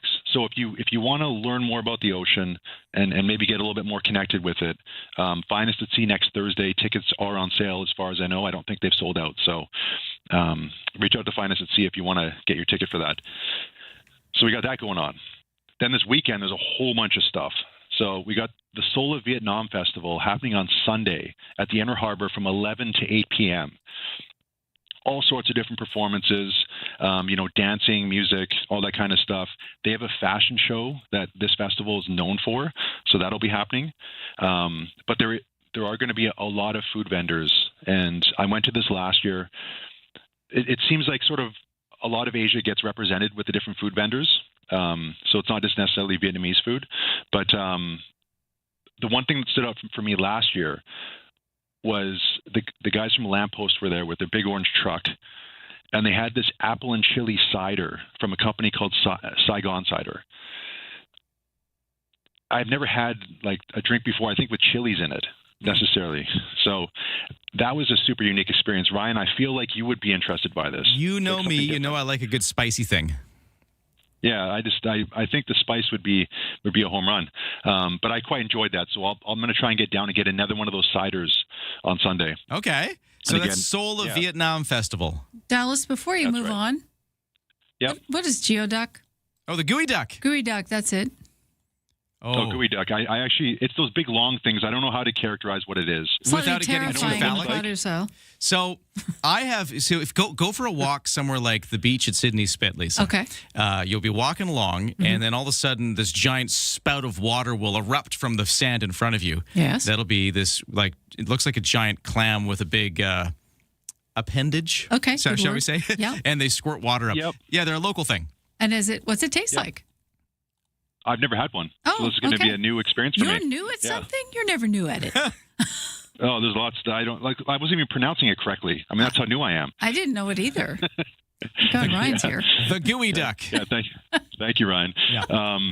Okay. The next thing, this is an event that's really, really cool. This is happening up in Chemainus tomorrow from 1 to 6 p.m. It's called the Craft Beer and Food Fest, and I've gone to this, I think, two out of the last 3 years. There's going to be over 100 different brews there. They're going to have different ciders, non-alcoholic drinks as well. And there's going to be 15 plus food vendors where you can get some food on top of the drinks.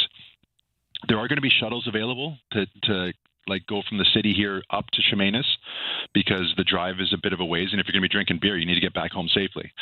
So general admission tickets for this one are $49. Or if you want to do the VIP, you can get that, and that gets you in an hour earlier at 12 p.m. And I think that was $75 for that. But I'm really impressed with this event when I've gone. It's been structured in a really, really good way, and the food selection is actually great. I don't even know that I really drank anything the last time I went. I just went and had food and hung out, nice. And it was a phenomenal time. You could go for the food, not necessarily the beer. That's good to know. Yep. And if you want to get entry just into the event to be there for the vibe, $28 will get you into the event. You don't get a tasting glass, but it'll get you inside the gate, so then you can experience it with your friends. That's cool. So if you don't want to drink, you can actually do it for cheaper. That's cool. Okay. Yeah, 100%. You got 30 seconds and 2 events. Go. Yeah, so we've got Victoria Veg Fest, which is a plant-based event happening at Centennial Square tonight and most of tomorrow. So that's happening at Centennial Square. And last week I touched on, again, Pickle Fest happening tomorrow. The 4 to 7 p.m. slot still has tickets available, and that one's $20, and that's happening at Phillips Brewing. Wow. Whew, you did it, man. You got through the list. Yeah, there we go. So many things going on. Are you going to do all of these things this weekend, by the way? I don't know that I'm doing anything this weekend. I just want to chill. So I want the cider, but I don't know. I'll see what happens. Well, yeah. I know what's going to happen. We'll talk on Friday, and it'll turn out you did go to all these things, and you can tell us all about it. Possible. So. Dallas from the Vic Food Guys, have a wonderful weekend. Yeah, thank you, Ryan. And we will talk to you on Monday. That's it for us. Have a good weekend, everybody.